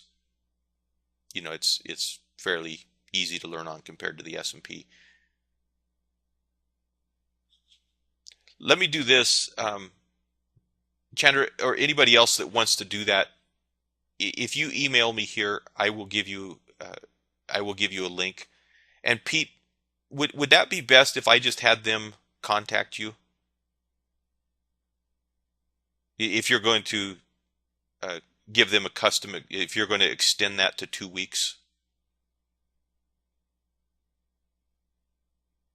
I mean, I was just trying to think of how you're going to track that, because if they go in, will you be able to see that in Ninja's console, like anybody that signed up for a trial, or do they need to get you a machine ID? And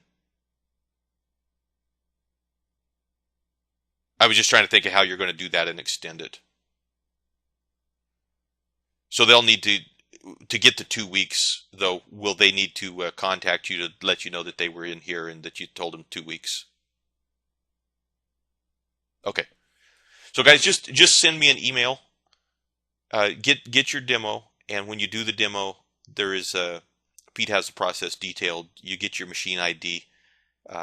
You can just submit that right out of your platform with the pop-up, and when you send that email to Pete, just put a note on there that you're here at the Scalping boot camp, and then that way he can extend that expiration date out for you on the trial.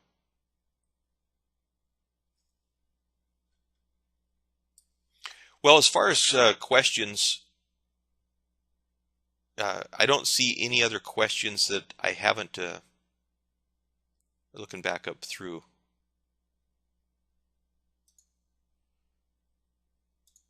For tomorrow, and we're going to add one thing to this.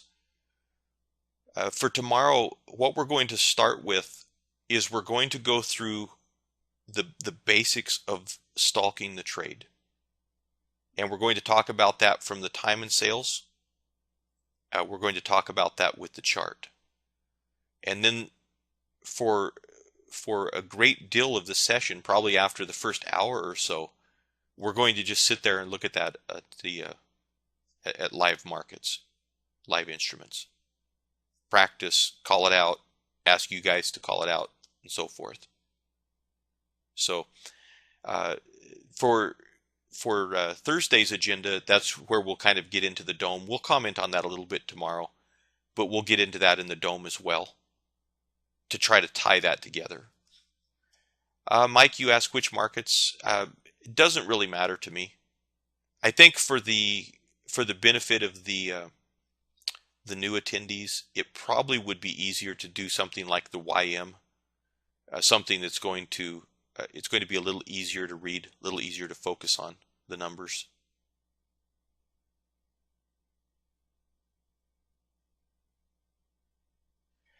My chart background, Ken, that is silver. I think that and the Ninja, you've got a couple ways of selecting colors. I don't know, where did my chart go?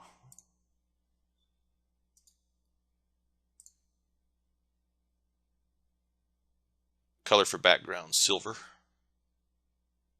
No problem. I've kind of torn. I've always liked a black background better, but the black background, I have been told many times, does not transmit very clean through screen sharing.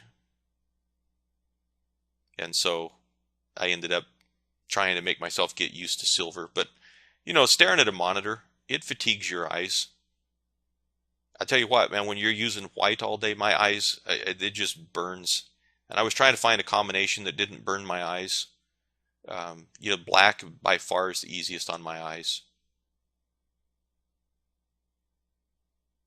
I wish that I could change the color on the dome and change that to black. Yeah, I use black on the background on the time and sales also. I would prefer to have everything black so that there's minimal light shining on my eyes.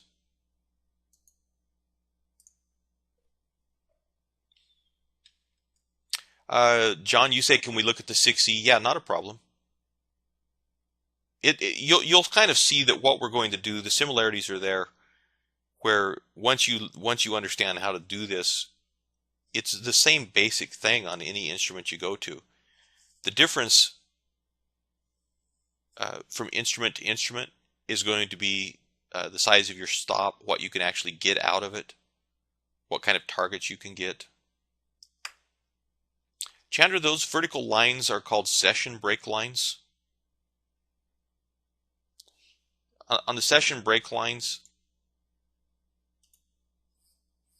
you've got, I guess, a couple things you need to do. You can double click on your candles, but you have to have a session of some sort, and this one is a template that was set up for grain. So I've got this session template. I've got this set to 630. And you do that out of your control panel, out of your control center on your template manager. And so this is, let me just show you that, since you may be newer to Ninja. But you go to your control center, you go to new, and you go to session manager. And in that session manager, that's where I've got these templates set up. So I've got this template. It starts at Sunday at 12 p.m. It actually won't draw anything until we start getting prints, when the Globex session starts Sunday afternoon. and then that will run through to 6:30 a.m. So when you look at this on the chart, that's these two lines that are closer together. That's going to be our Sunday Globex session. And then this line where my cursor is, or I guess I could screen draw on it. This line here, that is going to be corresponding to this line here. Whoa, that don't show up. Let me get red. That would correspond to this 6:30 a.m. Monday. This line comes in 6:30 Tuesday. So it's basically just breaking the session down into 24-hour segments, and it's putting a vertical line at the beginning of the session that I've determined in here. And then to turn that on, let's see, we've got to come in, double click on our price, or we can hit Control T. You come in, plot session break line, we say true, and then that plots that vertical line right at the broader market open. Nice little feature in Ninja. I like it just to see what was yesterday's high. It highlights yesterday real easy. Jeff, you're saying, can we look at Forex as well? Is that what you're asking?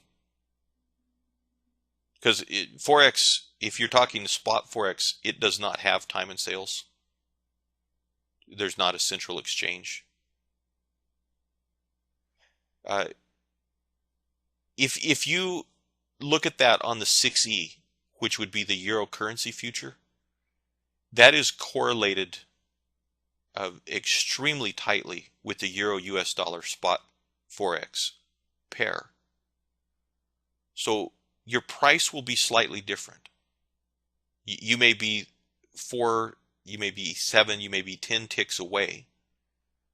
But if you see the market entry on one and you took the market entry on the other and you simply set it to go for 10 ticks, it works fine.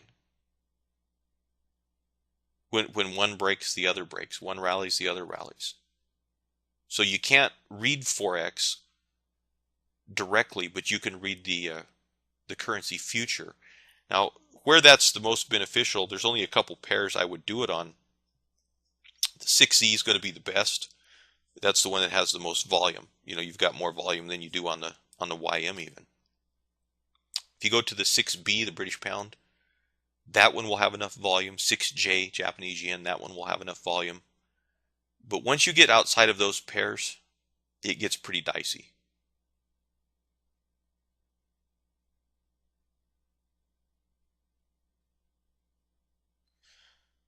Ken, your question, do you know how to save live DOM and chart trader properties in a workspace? If you were going to do something to your DOM, you have to come in and you set your properties,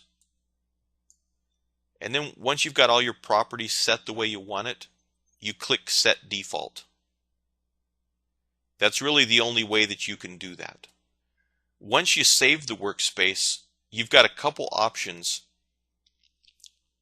You can tell this to always default to these settings. And then we open up our workspace and we create it. The one thing, and you can set it, but it seems a little inconsistent. And let me find it here.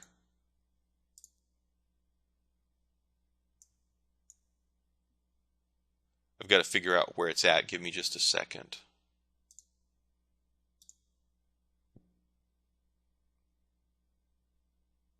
Oh, you mean strategies? Okay, I thought you meant when you say properties. In terms of saving those for a workspace? So like you're saying that every time you open this workspace, you want it to default to a 20 by 20?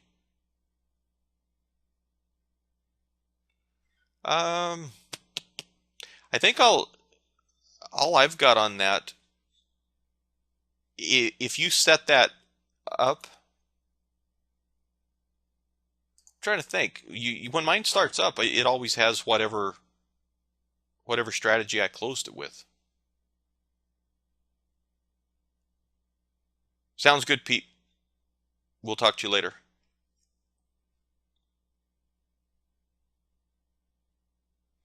But I'm trying to think, when I open a workspace, it opens up whatever I saved it as. Yeah, the chart trader doesn't. Chart Trader always defaults to none. The dome seems like it always saves whatever strategy I had in it.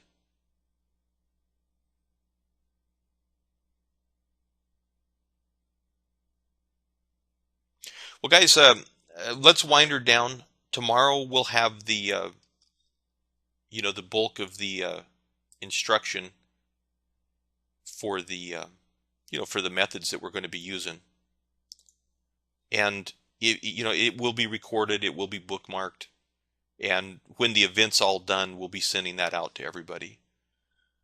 When I'm done today, and I've got kind of a quandary, I need to render the scalping for income video, which is the live trades. But if I render that scalping for income video, which will take a few hours, that's going to kill Camtasia so that I won't be able to edit the recording from today and produce it. So what I think I'm going to do, I'm going to have to just make a decision on it, is the recording of the entire thing I'm going to just make available at the end. We'll have that on Friday. Thanks, John. Appreciate it. We'll see you tomorrow. But we'll have the recording as one download at the end, and that way I can get the rendering done. The problem, I'm just going to end up with a backlog.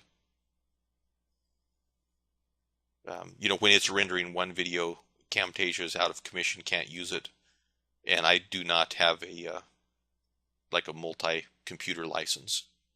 So on Friday of this week, you will receive the download with the recording of the 3 days.